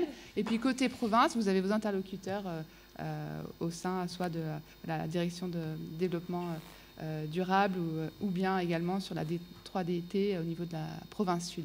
Donc n'hésitez pas à nous contacter, vous retrouvez nos coordonnées sur Internet. Merci beaucoup, Caroline. Est-ce que vous avez d'autres questions? Oui, en haut. Et après, on aura 2 questions ici, de ce côté. Où se trouve le micro? Et notre ambassadeur? Bonsoir, je voulais revenir sur les décideurs politiques. Bon, c'est une conférence scientifique, c'est vrai, mais quand même, quand on est au cœur du plastique, il y a les décisions politiques qui jouent, et justement, on a parlé tout à l'heure d'interdiction. Est-ce que vous avez invité des décideurs politiques, communaux, provinciaux, ou si ça a été le cas, est-ce qu'ils vous ont, enfin, n'ont pas répondu? Alors ça, c'est ma première question. Et après, c'est une constatation. C'est vrai que depuis le mois d'août 2019, le plastique à usage unique est interdit, mais voilà, j'aurais aimé avoir un interlocuteur politique pour me répondre. Peut-être certains d'entre vous peuvent le faire. J'ai vu dans certains magasins des bazars qui vendent énormément de plastique, et ça m'a choqué, des assiettes en plastique. Alors je me suis dit, mais comment ça se fait? C'est interdit maintenant. Et il est écrit sur l'assiette, plastique réutilisable. Alors, à mon avis, c'est un détournement de la loi. Oui. Et juste, les gens ne vont pas s'en servir plus. Ils vont le faire une fois, ils vont jeter comme le reste. Et j'ai vu aussi beaucoup d'articles en plastique dans ces magasins de bazar qui justement, mettaient en publicité réutilisable, alors qu'ils savent très bien, les industriels, que les gens vont l'utiliser qu'une fois et vont le jeter. Donc voilà un détournement de la loi que j'aurais aimé soumettre à nos décideurs politiques et puis aussi leur poser des questions comment ils veulent aller plus loin dans ces interdictions. Bon, malheureusement, je n'ai pas, je crois, d'intervenants qui pourront répondre. Mais en tout cas, je lance voilà, les questions sur ces sujets préoccupants. Merci beaucoup. Alors, je vais répondre à la première partie de votre question. D'abord, je vais préciser le sens des questions pour notre ambassadeur. Donc, on a une personne en haut. Après, on a 2 personnes là-bas, dont oui, un monsieur avec une chemise orange que je vois d'ici. D'accord? Et puis après, on continuera. Alors, la première partie de votre question. Alors, il est vrai que c'est une conférence, enfin, c'est un ciné-débat citoyen. Empreinte est une émission de vulgarisation scientifique dans laquelle aucun élu n'est jamais interviewé. Hein, c'est notre principe. Nous ne voulons pas faire de politique. Nous souhaitons rester une émission citoyenne diffusée sur une chaîne citoyenne. La deuxième, de toute façon, même si nous avions voulu, nous ne pouvions pas, puisqu'il y a, vous savez qu'il y a les élections dimanche, et que donc les personnes concernées par cette loi plastique ont un devoir de réserve. Donc même si on l'avait voulu, cela n'aura pas été possible. Mais je comprends tout à fait votre demande. Alors, il y a plusieurs réponses que vous pouvez trouver sur le site de la Direction des Affaires économiques, la DAE. Vous avez la loi plastique, vous avez une foire aux questions qui répond à pas mal de questions. Mais il est vrai, là je vais laisser la parole à Thibaut parce qu'il a des choses à dire, qu'il y a des façons assez simples de contourner cette loi qui est relativement complexe. Thibaut ? Effectivement, là, il y a une recrudescence de petites étiquettes où on voit effectivement la mention réutilisable. En fait, c'est une des premières façons de détourner la loi plastique. La loi plastique, elle avait pour objectif de placer, on va dire, les bases du changement des modes de production, de distribution et de consommation vis-à-vis du plastique. Mais effectivement, il y a beaucoup de choses qui peuvent encore permettre de la distribution plastique. Donc il y a effectivement ça. Il y a une deuxième chose, c'est le grammage, c'est-à-dire qu'en fait la loi elle interdit les sacs plastiques par exemple qui sont fins, mais à partir du moment où on produit des plastiques qui sont un peu plus résistants, on peut tout de même vendre des sacs plastiques. Il suffit simplement qu'on modifie la densité, c'est-à-dire que ceux de faible densité sont interdits, mais ceux avec une densité plus importante sont complètement tolérés et autorisés. Il y en a d'ailleurs en vente. Et puis aussi, le problème, c'est que forcément, il va y avoir ces fameuses alternatives. C'est-à-dire qu'en fait, l'objectif, c'est d'avoir des produits qui sont biosourcés. Donc là, on a des produits qui sont biosourcés, mais on ne sait jamais à combien ils sont biosourcés. Ça peut être biosourcé, c'est-à-dire fait à partir d'éléments biologiques, organiques, à 30%, comme ça peut être 70%, comme ça peut être 100%. Si c'est que partiellement biosourcé, ça signifie que le reste, c'est quand même du plastique. Quand c'est biosourcé, il faut bien comprendre que biosourcé, c'est fait à partir d'amidon de maïs, par exemple, notamment. Donc ça signifie quand même qu'on va faire des hectares et des hectares de monoculture avec des pesticides pour produire du maïs dont le seul objectif, ce sera de faire des sacs plastiques, des sacs bioplastiques à usage unique. Et en fait, c'est le problème, c'est qu'au départ, on attaque un business model qui épuise une ressource précieuse qui est celle du pétrole, parce qu'on nous dit que c'est précieux depuis qu'on est enfant, pour faire des produits à usage unique et qui créent des déchets, comme je disais tout à l'heure, qu'on ne parvient pas à gérer. Et du coup, on se retrouve à finalement avoir des produits qui restent à usage unique et qui continuent d'avoir des problématiques environnementales lors de leur production. Et après, on a aussi cette fameuse question de compostable, biodégradable. Biodégradable ne veut pas dire non polluant, hein. C'est-à-dire que ce n'est pas parce que c'est écrit biodégradable sur un produit qu'il ne va pas polluer votre sol, hein. Ça veut juste dire qu'il se dégrade. Biodégradable, c'est il se dégrade. Donc un produit biodégradable peut être polluant, hein. Et la deuxième chose aussi, c'est compostable. Compostable, c'est est-ce que c'est compostable dans votre jardin ou est-ce que c'est compostable dans une usine avec des règles de température et d'humidité bien précises. Donc le principe, c'est que vous voyez qu'en fait, au travers d'une loi, la loi ne fait pas tout. Et il est vraiment impératif en fait, de changer les business models. Et c'est ce pourquoi il faut impérativement aller travailler avec les politiques, effectivement, mais aussi les entreprises, qu'il ne faut pas diaboliser non plus. Il est impératif qu'elles soient, elles aussi, proactives dans le domaine, puisqu'en fait, il est aujourd'hui nécessaire de changer le mode de production, c'est-à-dire fabriquer avec cette idée d'éco-conception, c'est-à-dire j'utilise une ressource et je vais faire en sorte de produire quelque chose qui va me permettre de récupérer cette ressource, ce qui n'est pas le cas du plastique, hein, c'est du pétrole qu'on fout en l'air. Ensuite, les modes de distribution, c'est complètement arrêter le mode d'usage unique. Ça ne sert à rien de fabriquer des produits qui ne s'utilisent qu'une fois. C'est une erreur, c'est un non-sens complet. Et pourquoi on a créé de l'usage unique? Parce que ça multiplie les échanges financiers, puisqu'à chaque interaction, à chaque vente, eh ben, on fait des bénéfices. Donc c'est super l'usage unique. Ça sert un business model. Sauf qu'il y a des business models qui peuvent produire de l'argent et qui sont plus vertueux. Et c'est ce qu'on doit travailler avec le secteur des entreprises. Et puis bien sûr, le consommateur doit cesser d'acheter des produits qui sont ni des besoins, qui correspondent ni à des besoins ni à des envies. Je pense par exemple à des choses comme des pailles. On n'a pas besoin de paille, hein. Sinon l'Australopithèque l'aurait inventé. Et on n'a pas envie d'une paille, parce que j'ai jamais connu quelqu'un un matin qui m'a dit « Ah mais c'est trop cool, hier soir j'ai bu dans une paille, je me sens vachement mieux aujourd'hui ». C'est pas transcendant comme expérience. Et les pailles en bambou et les pailles, je veux dire, voilà, si on a une paille en métal, encore, le métal se récupère bien à partir du moment où c'est un métal qui ne contient pas de perturbateurs endocriniens comme l'aluminium. Mais ce que je veux dire par là, c'est qu'il faut faire attention et il faut se méfier justement dans nos modes de consommation aux fausses solutions. Et justement, le problème, c'est quand on veut contourner la loi, on amène des fausses solutions. Et il y en a encore beaucoup. Je te rejoins tout à fait, Thibaut, sur la question des bioplastiques. En effet, l'usage principal des terres, c'est un usage alimentaire. Et donc, dès qu'on va substituer un usage alimentaire pour faire une autre production, qu'elle soit non alimentaire, c'est ce qu'on appelle le changement d'affectation des sols. C'est le problème environnemental également des biocarburants. Est-ce que c'est une vraie bonne solution ou une fausse bonne solution?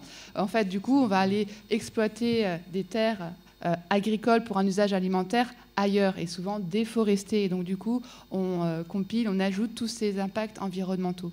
Donc, en effet, la question des bioplastiques, on déplace le problème. Et pour aller au bout de la question de la compostabilité, tout ce qui est bioplastique doit être composté en fait, dans des installations dites industrielles. Vous ne pouvez pas mettre votre bioplastique dans votre composteur de votre jardin, ça ne va pas bien composter. Et donc, par exemple, en Nouvelle-Calédonie, pour le moment, il n'y a pas d'installation de compostage industriel qui existe, qui permettrait justement de composter tous ces bioplastiques. Alors, ça peut aussi faire germer des idées de développement d'installation de compostage industriel. C'est un autre appel à projet, ça fait le lien. On a une question en haut. Oui, pardon, tu voulais mettre un complément? Non, oui, un petit complément. Très rapide. On avait, la semaine dernière, avec Thibaut, on discutait sur aussi une autre alternative, mais qui est toujours un piège. C'est maintenant on trouve des barquettes en pulpe de canne à sucre, par exemple. Et donc, bah oui, ça se composte complètement. Mais ça reste du jetable. On en reste là. Donc ça veut dire qu'il y a une réponse structurelle de toute la filière. Il y a aussi une réponse comportementale. Parce que je suis le premier à m'être fait avoir. Je n'avais pas pensé sur mon trajet à avoir mes propres récipients pour aller dans le magasin où j'ai acheté ma salade. Voilà. Donc, c'est une partie de la solution. J'aperçois qu'il y a quelqu'un de Zéro Déchet qui est là, qui est extrêmement investi, association extrêmement investie sur cette partie-là. Et donc, il y a de la réponse structurelle, mais il y a aussi de la réponse comportementale. Et c'est difficile.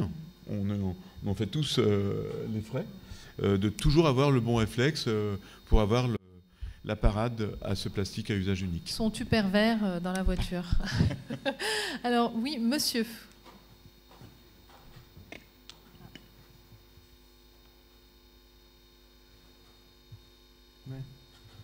Alors, bonsoir tout le monde.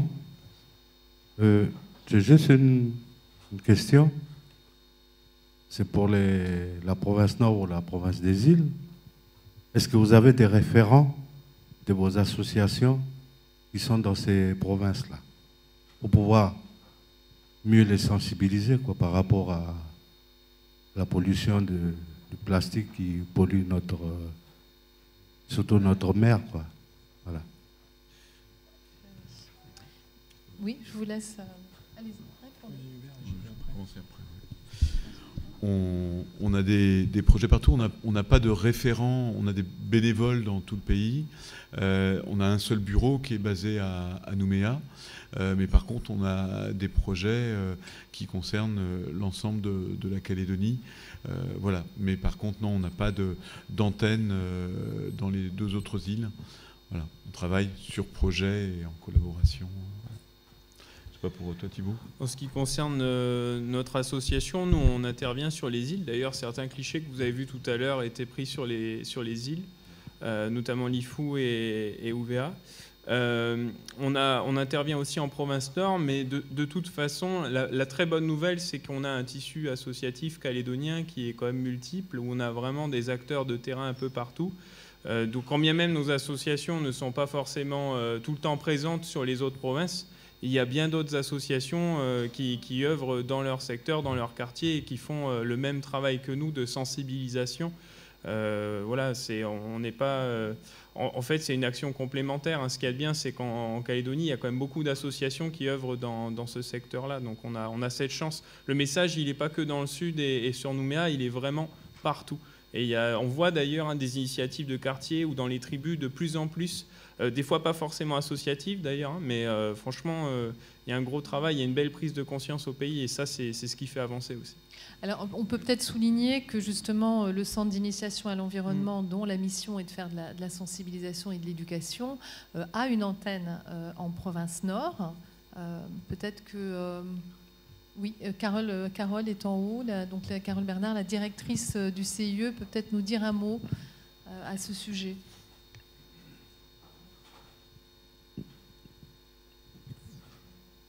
Oui, bonsoir. Donc, effectivement, le CIE, on a une antenne en province Nord depuis plus de 20 ans et également une antenne en province Sud. Donc, on fait des interventions sur toutes les thématiques environnementales et notamment sur la problématique déchets depuis le début des années 2000. Donc, ce n'est pas quelque chose de récent.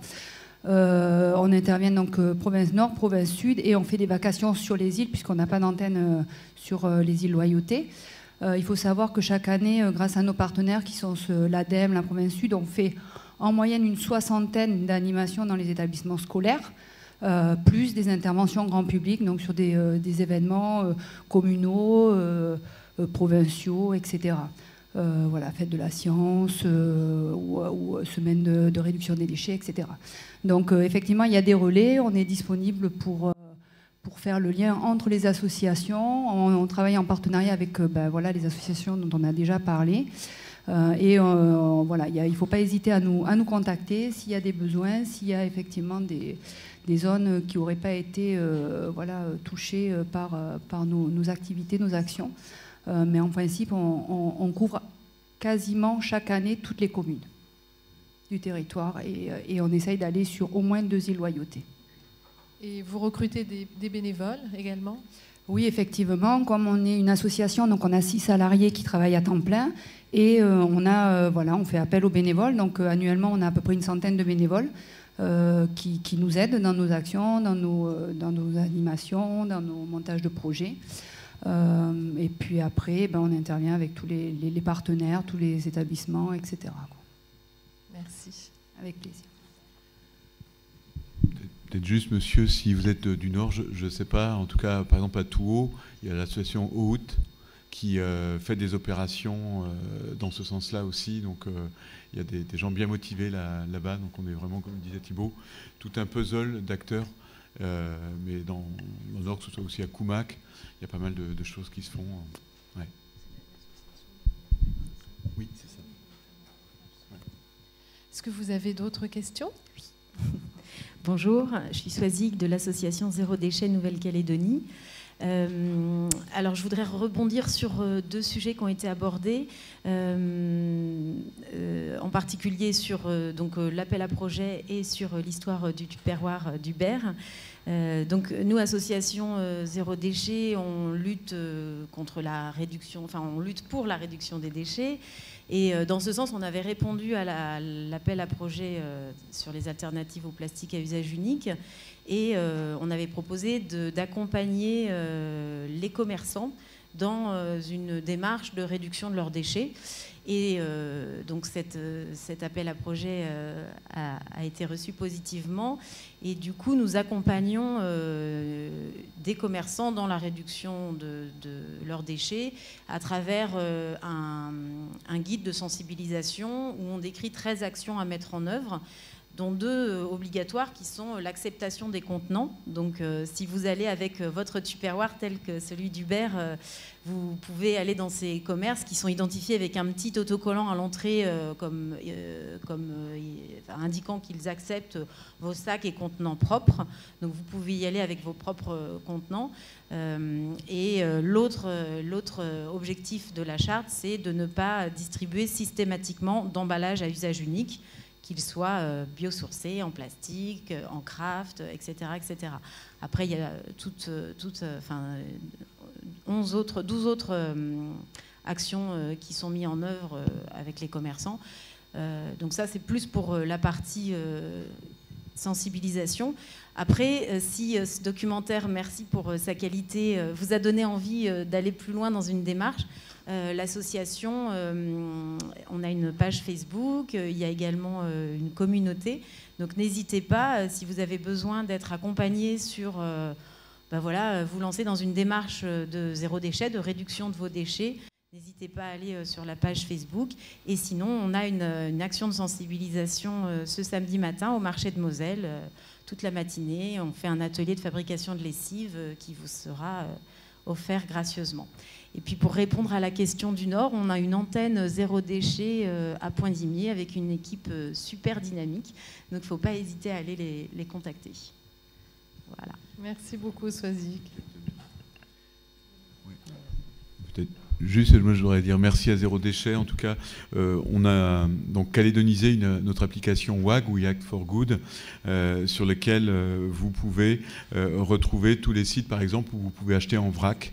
Et les waggers peuvent aussi taguer les commerces qui ne sont pas encore et qui répondent à ces conditions.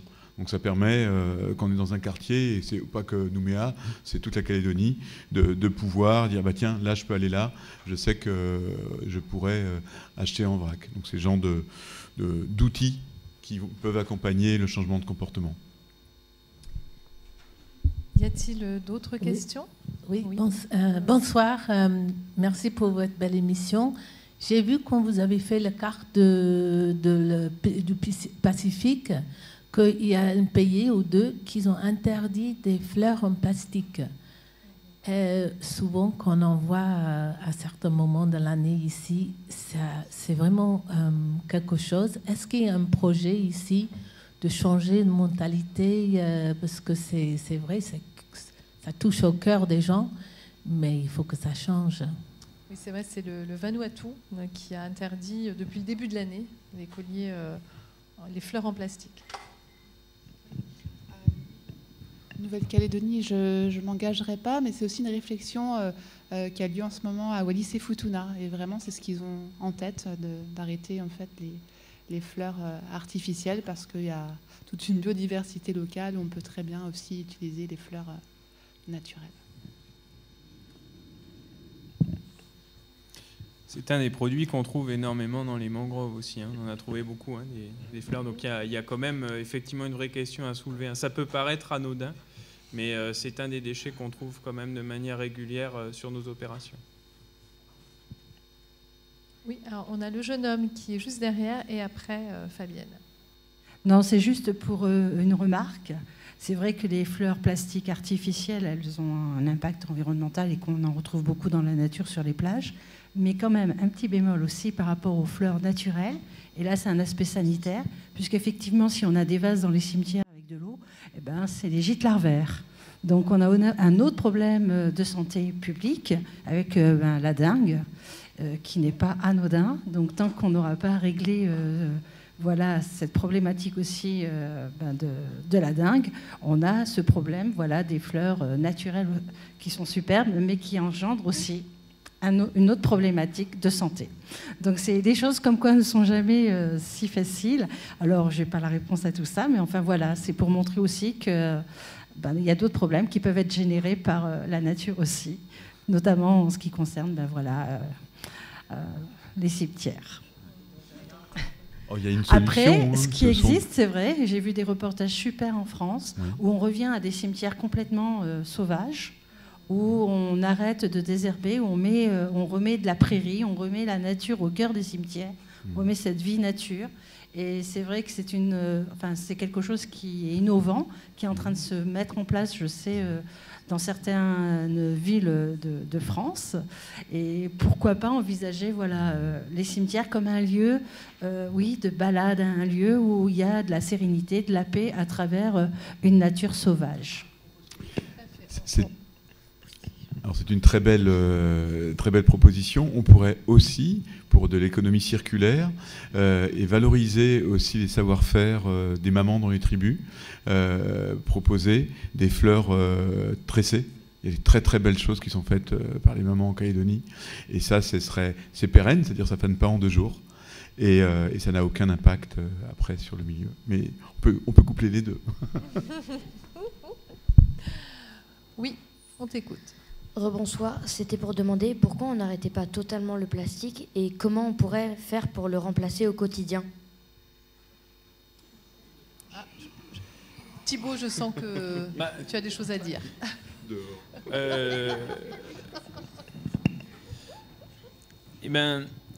Il y a un business qui est le business le plus rentable au monde, qui est celui du pétrole. Et avec le pétrole, on fait soit de l'énergie, soit des milliers de produits qui servent à rien et qui produisent des déchets qu'on ne sait pas revaloriser.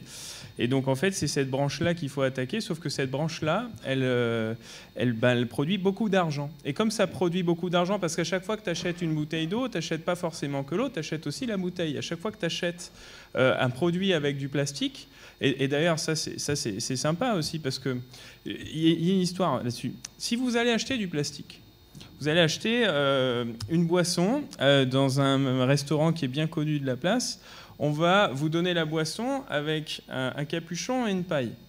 Vous allez dire, mais j'ai pas besoin de la paille. Et on va dire, ok, tu vas faire comment pour boire ? Tu vas boire comme ça, ok. Mais du coup, on va t'en retirer la paille. Mais tu sais quoi, tu l'as quand même payé. Et en fait, le problème, c'est qu'en fait, déjà de manière insidieuse, on nous fait acheter ces produits-là, parce qu'en fait, comme on n'en a ni besoin ni envie, en fait, on ne nous la propose pas, ce produit-là, on ne nous le propose pas, tu l'achètes avec ta boisson, c'est compris dedans. C'est-à-dire qu'à aucun moment, tu consens à ton achat, tu l'achètes, et c'est comme ça qu'en fait, on vend énormément de plastique aussi. C'est qu'en fait, à chaque fois que tu achètes une boisson ou un autre produit, on te met des éléments plastiques avec, parce que ça crée des bénéfices supplémentaires. Et donc c'est ça que je dénonce aussi. Je disais tout à l'heure des modèles d'entreprise, des business models. C'est à un moment, il faut que le système économique il soit vertueux. Et en l'occurrence, ça, il n'est pas, parce qu'il nous prend pour des guignols, de 1. Et de 2, en plus, derrière, il y a des dangers pour la santé.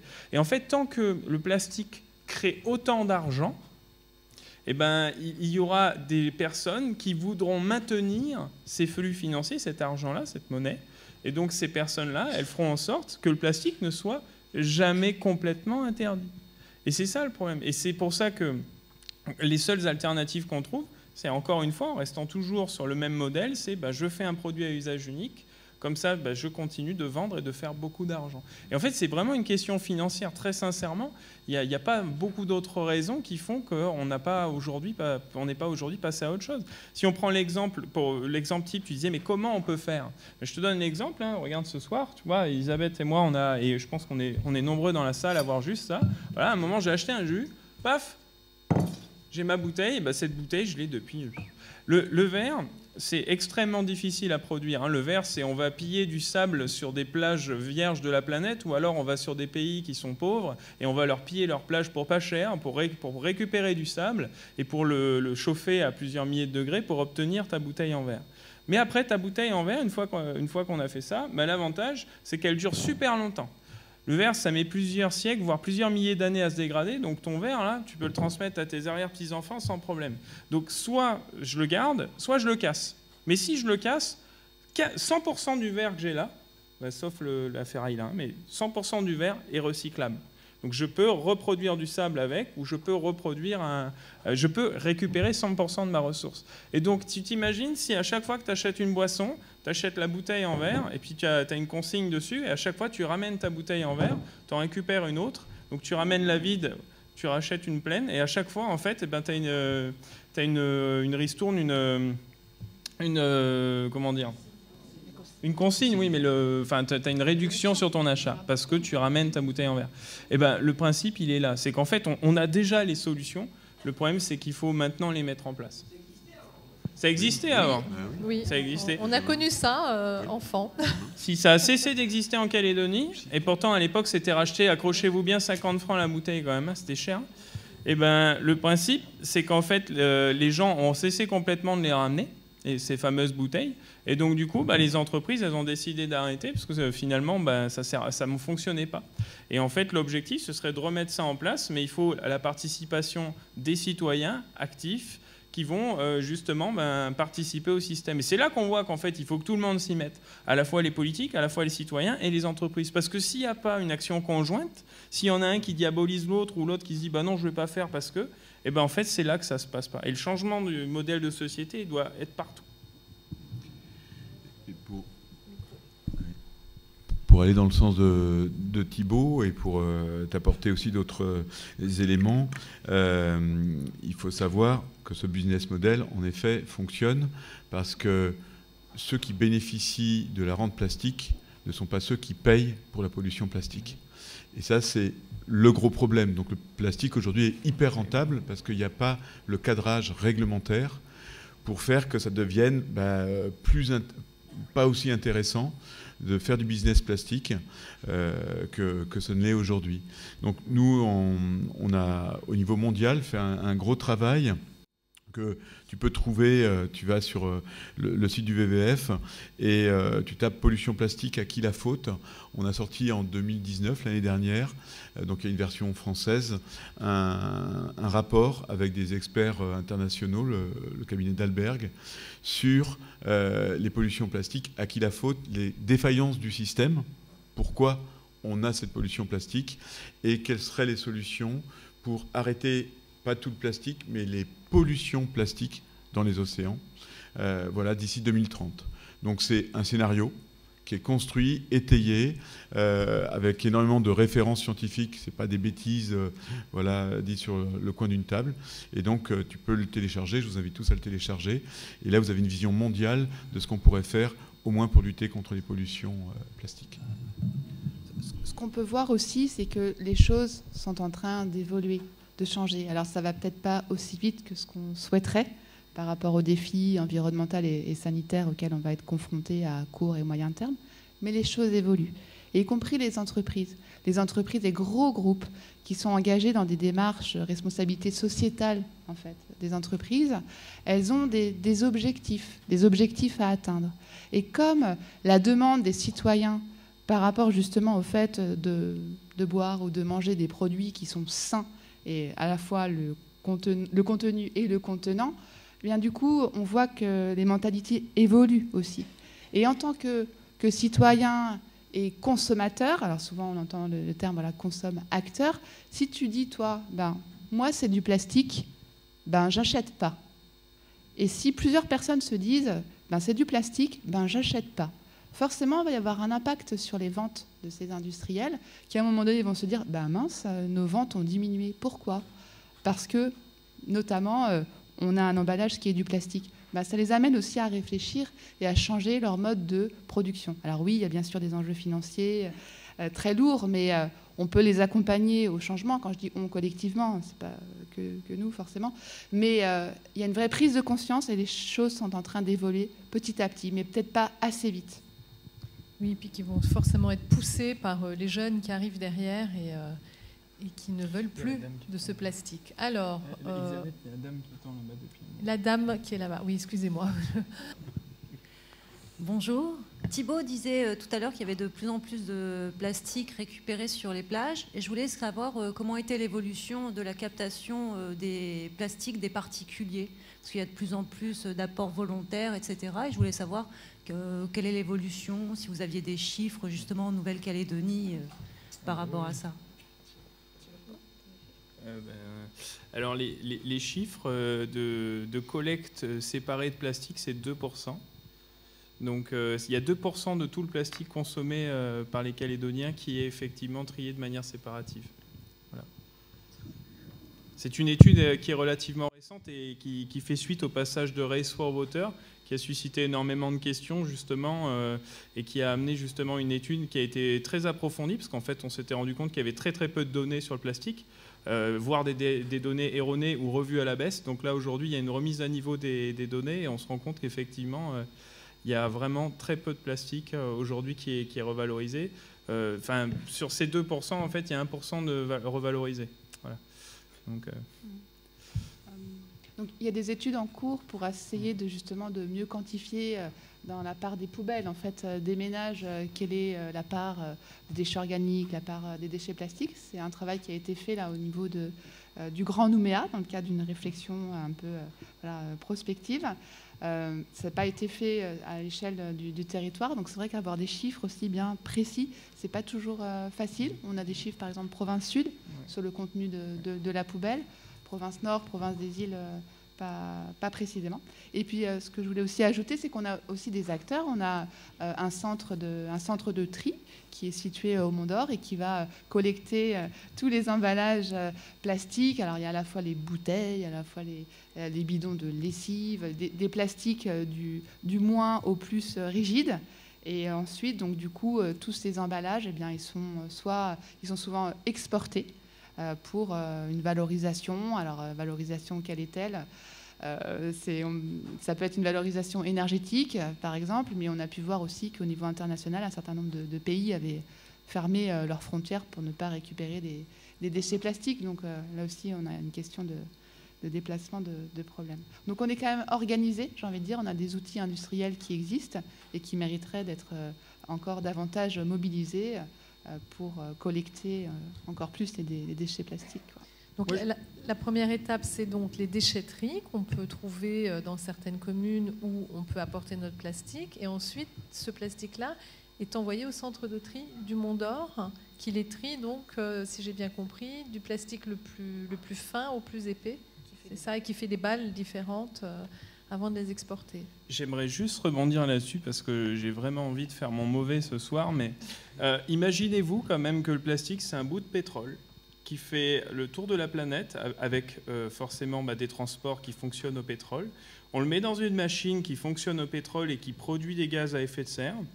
On le transforme, on fait un premier produit. Ensuite, il repart à un autre bout de la planète. Ça arrive, et c'est encore du pétrole. On retransforme une deuxième fois avec une machine qui fonctionne au pétrole, qui crée des gaz à effet de serre. On a une seule utilisation. Et puis ensuite, on va prendre un camion pour aller récupérer le bac de collecte de plastique qui fonctionne, donc le camion fonctionne au pétrole. On ramène ça au centre de tri qui est alimenté par, accrochez-vous bien, du pétrole. Et ensuite, on va aller exporter ça gentiment à l'autre bout encore de la planète avec du pétrole pour que le produit soit potentiellement récupéré avec une machine qui fonctionne au pétrole et qui crée du gaz à effet de serre. Si vous trouvez quelque chose de plus con, vous m'appelez, hein. Franchement, hein, sincèrement, parce que je suis désolé, je suis énervé ce soir, mais ça fait 8 ans qu'on ramasse des déchets dans le pays et qu'on voit ces horreurs. On voit des animaux en train de crever et on voit un empoisonnement global généralisé, tout ça pour faire du fric.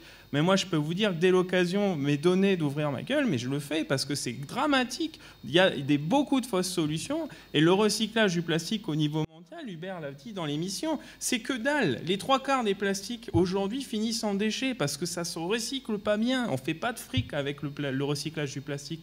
Et c'est pour ça qu'on l'interdit. C'est parce qu'en fait, à partir du moment où les pays développés ont eu besoin de gérer les déchets plastiques qu'auparavant ils envoyaient vers la Chine, en février 2019, la Chine elle a dit j'arrête tout. D'un seul coup, il y a plein de pays qui interdisent le plastique. C'est pas parce qu'ils sont devenus super gentils, c'est parce qu'en fait, ils se sont retrouvés avec plein de déchets plastiques qu'ils ne savaient pas gérer. Ils se sont dit mince, comment on va faire? Bah, du coup, voilà, bim. Et c'est ça, le problème, c'est que tant qu'on fixe notre société sur le modèle économique qui est basé sur du profit, et ben ça ne fonctionne pas parce qu'il faut prendre tout le reste autour et dire bon ben voilà, là typiquement le plastique c'est une vaste connerie. Voilà. Oui, on peut l'applaudir.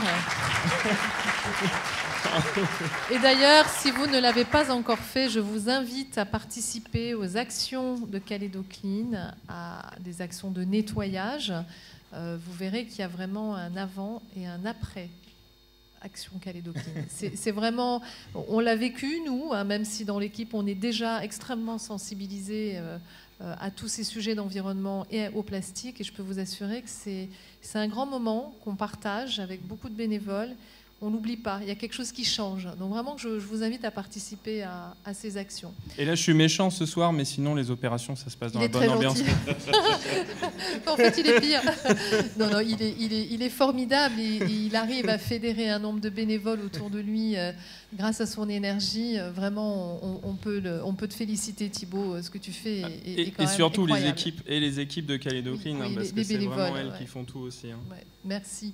Alors, on a une autre question par là. Oui, madame. Et après... Ah oui, voilà. Pardon. Bonsoir. Je me pose une question au sujet de quelles sont les conséquences en fait, des microplastiques que l'on ingère, nous, sur les fameux 5 grammes par semaine. Est-ce que ça s'accole aux muqueuses ou bien est-ce que c'est des molécules qu'intègre notre métabolisme? Qu'est-ce qui se passe concrètement dans notre organisme? Bien, tu veux répondre peut-être? Je laisserai Thibaut développer parce qu'il a creusé. Moi, je ne suis pas du tout un spécialiste de la question plastique. En tout cas, on sait très bien qu'il y a des perturbateurs endocriniens et que c'est une bombe à retardement parce qu'il n'y a pas un plastique, mais il y en a une flopée. Et c'est pas tant le plastique que tous les adjuvants qui sont mélangés au plastique qui posent les problèmes. Mais peut-être en exemple, Thibaut, tu as pas mal creusé le sujet, donc je te donne la parole. Peut-être vous voulez dire un mot, les scientifiques aussi. C'est pas parce qu'on est scientifique qu'on peut parler de tout. Donc moi, je suis biologiste animal, donc je peux pas vraiment détailler les effets sur la santé humaine. Simplement, vous évoquiez le cas des microplastiques. Le microplastique, ça se voit. En dessous, il y a l'étape d'en dessous, encore plus fragmentée, dans ce qu'on appelle les nanoplastiques, donc c'est vraiment minuscule. Et là, je crois que ça a été dit dans le reportage, ces détails, d'abord, ça ne se voit plus, et puis ça rentre dans le métabolisme. C'est-à-dire ça rentre dans les fluides en circulation, ça traverse les parois cellulaires, ça peut occasionner des lésions, des micro-lésions, etc. Donc effectivement, les aspects spectaculaires, bon, à peu près personne ici s'amuse à avaler des briquets, des stylos ou des claquettes, ce que certaines espèces marines peuvent faire, mais à l'échelle de tout petit composant, de tout petit fragment, on est effectivement contaminé. Il y a tout l'aspect, il y a l'aspect chimique associé qui est extrêmement complexe. Il y a aussi le fait quand même que ce sont des produits qu'on n'est pas en capacité de dégrader, c'est-à-dire notre physiologie ne nous permet pas de dégrader un certain nombre de composés. Donc un composé qui ne se dégrade pas mais qui continue à être ingéré au cours de la vie, il s'accumule dans un certain nombre d'organes et au-delà d'une certaine concentration, il induit des problèmes physiologiques, des difficultés à se reproduire, voire une mort par empoisonnement. C'est le principe de la biocontamination. L'espèce humaine, c'est une espèce qui est longévive, avec une espérance de vie de l'ordre de 80 ans, donc ça veut dire qu'effectivement on accumule pendant très longtemps et on peut éventuellement atteindre des niveaux de contamination importants. Voilà, je ne peux pas dire plus en détail sans dire de bêtises, donc je ne préfère pas en dire, mais on fonctionne comme n'importe quel autre animal qui ingère du plastique. D'accord, merci beaucoup. Je voulais demander, vous avez dit qu'il y avait 60 millions de sacs en plastique qui étaient utilisés en Calédonie avant le moment que ils étaient, entre guillemets, interdits. Et je vous demande, est-ce que vous savez combien maintenant sont produits? Je vous explique. J'étais dans un magasin sur la place il y a 2 jours. Il y avait une palette de sacs en plastique de 1 mètre par 1 mètre. Une dame devant moi, elle a pris 20 paquets de 500 sacs. Ça faisait 10 000 sacs qu'elle a achetés dans un seul coup.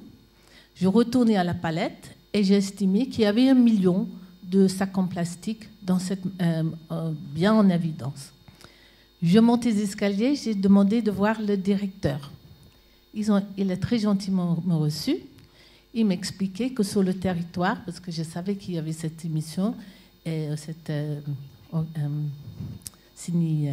débat, et il m'a expliqué qu'il y avait 2 entreprises sur le territoire qui produisent des sacs qui sont tout à fait comme avant, à 50 microns, et qu'ils sont 2, et qu'avec 1 million sur la palette, qui était juste produit pour le mois de juin, je pense que peut-être on surpasse les 60 millions d'avant, à cause avec les 2 producteurs sur la Nouvelle-Calédonie.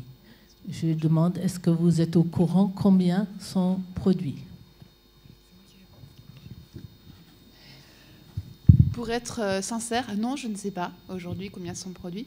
Après, sur les 2 producteurs locaux, alors il y en a un qui a diversifié sa production, justement, qui avant fabriquait, alors c'est pas celui que vous avez rencontré, c'est l'autre, fabriquait des sacs plastiques et qui depuis a diversifié sa production et fabrique des sacs en papier. Donc il y a aussi un effet en fait levier de mettre en place des réglementations pour changer les productions. Par contre, par rapport à votre exemple concret de palettes, voilà, je pense qu'il y a eu un certain nombre aussi de stocks qui ont été faits et qui malheureusement continuent d'être utilisés. Et on en parlait avant d'intervenir tous ensemble. Voilà, on pense qu'il y a certainement des contrôles, alors qui sont faits visiblement, mais qui méritent d'être certainement déployés et peut-être augmentés, quoi. Il m'expliquait qu'il produisait tous les semaines, tous les mois des sacs en plastique ici, que c'était interdit, quand on va dans un magasin, c'est interdit de proposer ça à des gens pour faire des courses. C'est interdit de... Mais si une dame prend ça pour mettre ses litchis au pied de son arbre, elle peut vendre ses litchis en sac en plastique, parce que ce n'était pas fait dans le magasin, à la sortie du magasin. Alors, il y a peut-être un petit problème sur notre loi. La deuxième chose, il a dit que c'était les sacs qui fait ICO, qui sont plus biodégradables, ils étaient plus chers et les gens, ils ne voulaient pas acheter. Alors, peut-être il y a une taxe sur le plastique qui devrait être installée pour rendre les choses polluantes plus chères. Je vous invite à faire remonter cette proposition auprès du gouvernement. Il n'y aura pas de transition écologique sans révision de la fiscalité. La fiscalité doit porter le modèle de société que l'on veut, sinon ça restera des mesurettes. Vous avez complètement raison. Peut-être juste un élément aussi, je vous invite en termes d'action, alors c'est pas calédonien, mais c'est mondial. Vous tapez pétition plastique WWF, vous allez tomber sur notre page d'appel à une pétition pour un accord mondial contraignant pour éliminer les fuites de plastique vers les océans. Et on en est déjà à 1 760 000 signatures. Et on souhaite au moins atteindre les 2 millions pour pouvoir, dans les grands événements mondiaux, alors qui ont été, vous le savez, déplacés du fait du Covid, pour que ça pèse et qu'il y ait au moins 2 millions de citoyens de la planète qui se positionnent sur ce sujet et qui disent « halte là, on veut plus des 8 millions de tonnes par an de déchets plastiques dans nos océans ». Merci Hubert. Y a-t-il d'autres questions? Oui, par ici. Bonsoir. Alors moi je voulais revenir, vous avez parlé du centre de tri du Mont d'Or, donc j'ai eu, je ne sais pas si on peut dire la chance, mais j'ai travaillé là-bas en job d'été et je pense que les gens ne se rendent pas compte de tout ce qu'ils jettent vraiment, que ce soit en plastique ou autre, parce que vraiment, mais on en trie énormément par jour, et il y en a déjà même, on a du mal à suivre la cadence parce qu'il y en a limite trop pour ce qu'on arrive à trier, parce que faut savoir que c'est des gens qui travaillent sur un tapis de tri, donc ils sont debout toute la journée. Donc déjà, c'est dur. Il y en a qui ont des problèmes de dos ou à cause de ça. Donc quand on jette, il faut aussi penser à ça. Il y en a vraiment beaucoup. D'ailleurs, Kaedo Clean, je ne sais pas si c'est vous qui récupérez, il me semble, les capuchons. Oui, les bouchons. Oui. Voilà, il y en a vraiment des poubelles par semaine qui sont... Voilà, c'est vraiment beaucoup. Donc déjà, il faudrait... voilà, si vous pouvez réduire au maximum vos déchets, quoi, c'est vraiment essentiel. Et aussi rappeler que les briques de lait ne se recyclent pas. Donc si vous pouvez prendre des bouteilles de lait plutôt déjà, ce serait voilà, mieux, plus correct. Merci beaucoup. Il ne vous reste plus qu'à adhérer à l'association Zéro Déchet. Hein. Oui, alors une autre question. On a notre... Non ? Vous pouvez, hein, ça nous fait très plaisir de voir aussi le jeune public aussi intéressé et poser autant de questions. Merci. Je vais peut-être m'adresser plus particulièrement à l'ADEME, parce que justement, on parlait de déchetterie, de tri de déchets, et je pense que pour parler des citadins de Nouméa, ne sont pas très informés qu'il y a des quais d'apport volontaire où ils peuvent trier déjà leurs déchets chez eux et les apporter à ces déchetteries. Est-ce que l'ADEME ne pourrait pas, avec d'autres sociétés, en parler peut-être plus, parce que j'ai l'impression que ce n'est pas du tout connu. Et enfin, j'imagine des spots télé, de publicité pour ces quais d'apport, parce que dans ma rue, par exemple, on entend le cliquetis des bouteilles en verre dans les poubelles, ça fait très mal, parce que voilà, les bouteilles en verre, elles partent à la poubelle, et tout le reste, d'ailleurs, le plastique, le carton, le papier, alors que nous avons quand même des systèmes de tri. Donc j'ai l'impression que les Nouméens, puisqu'il y a plusieurs centres d'apport volontaire à Nouméa, ne connaissent pas. Il y a un manque vraiment d'informations. Et est-ce qu'il ne serait pas possible d'apporter cette information par voie de radio, de télé, voilà, par tous les médias possibles? Alors, c'est une suggestion intéressante. J'évoquais avec Hubert à l'instant, par exemple, tous les points d'apport volontaire, ils sont géolocalisés, notamment sur Nouméa, donc on peut les retrouver très facilement, il y en a vraiment dans tous les quartiers.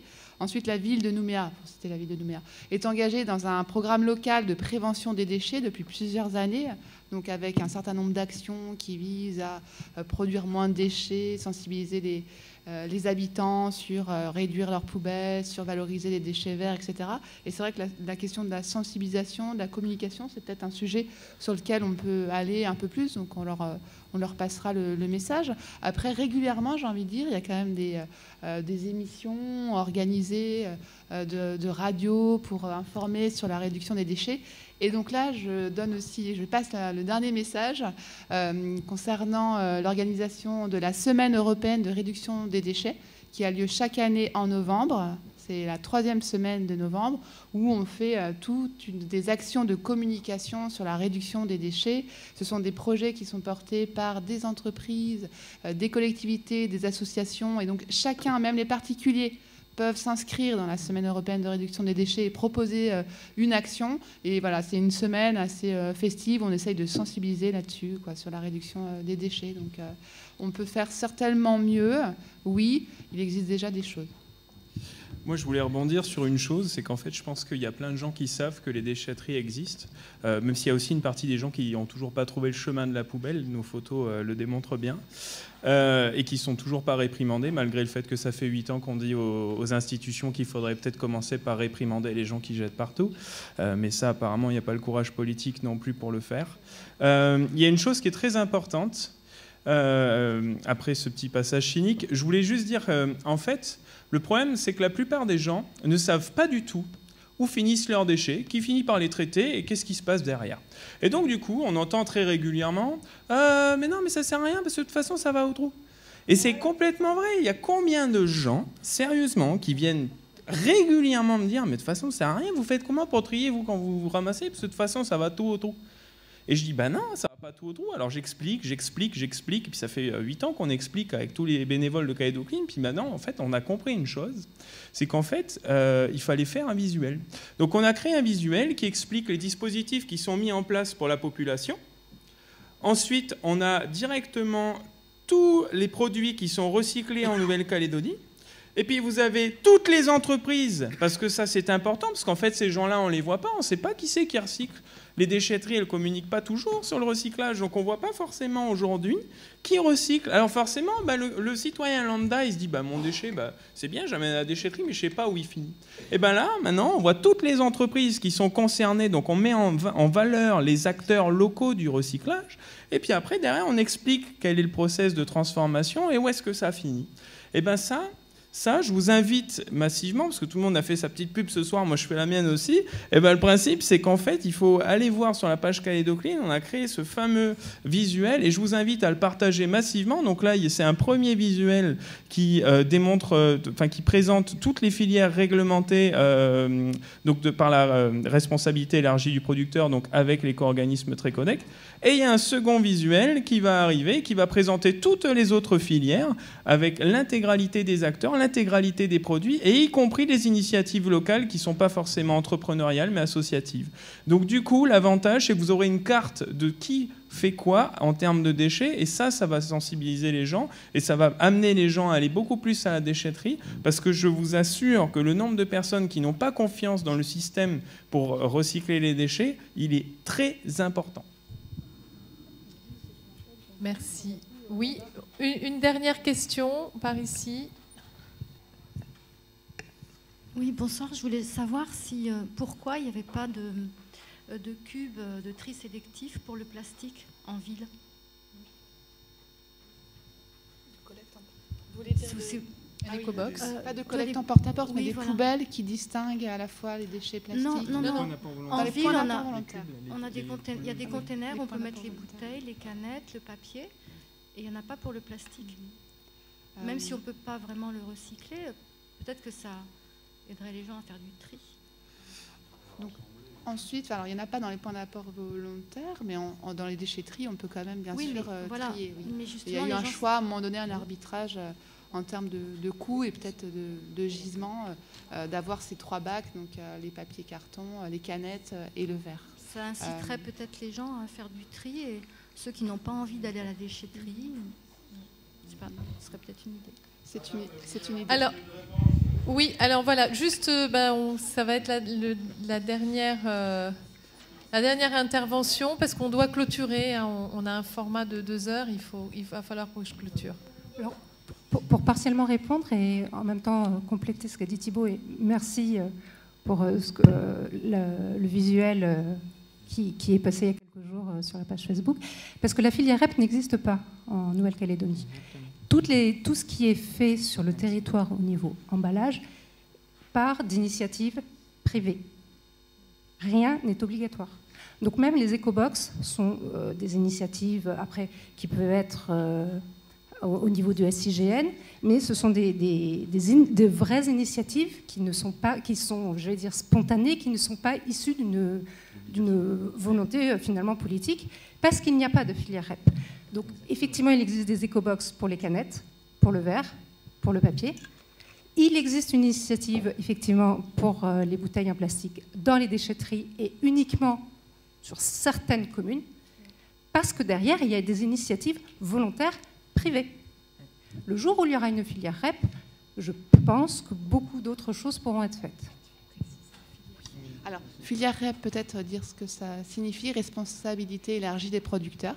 Et c'est vrai qu'il y a toute une réflexion en cours depuis quelques années, et le but c'est d'avancer assez rapidement pour qu'il y ait une filière, donc responsabilité élargie des producteurs, sur les emballages, en fait, en province sud. Donc c'est quelque chose qui est dans les tuyaux, en effet, et qui devrait sortir certainement très, très prochainement. Alors, on avait dit de ne pas éteindre les micros. Je n'ai plus de batterie sur mon micro. Alors, je suis désolée, mais nous allons devoir clôturer. Hein, nous avons un format de 2 heures. En revanche, je vous invite à rejoindre la page que nous avons créée sur Facebook, sur Empreinte NC. Nous avons créé un groupe une empreinte positive pour la Nouvelle-Calédonie. Si vous souhaitez continuer à poser des questions, à échanger entre vous, hein, c'est un groupe libre, ça peut être vraiment intéressant. Par ailleurs, donc bien sûr, je vous invite à liker les pages, si ce n'est déjà fait, des associations WWF Antenne de Nouvelle-Calédonie, Calédo Clean, ADEME Nouvelle-Calédonie, Association Zéro Déchet, et bien sûr à les rejoindre pour les accompagner dans les actions de terrain. Je vous le rappelais, hein, le rendez-vous de ce soir sera diffusé sur Calédonia le samedi 4 juillet à 14h et ensuite en replay sur le site. Et puis nous, on se retrouve pour un prochain rendez-vous empreinte le 23 juillet. Ce sera un ciné-débat sur le thème de l'autonomie alimentaire, santé et respect de la terre que nous avons réalisé à la sortie du confinement. C'est un sujet très intéressant au cours duquel vous découvrirez dans l'émission énormément d'informations intéressantes sur l'autosuffisance alimentaire de la Nouvelle-Calédonie. Voilà, et bien écoutez, merci beaucoup pour votre participation. Si vous souhaitez continuer à échanger, vous avez des questions très précises à poser à nos intervenants, on est encore là 15 minutes pour vous répondre. Voilà, merci beaucoup.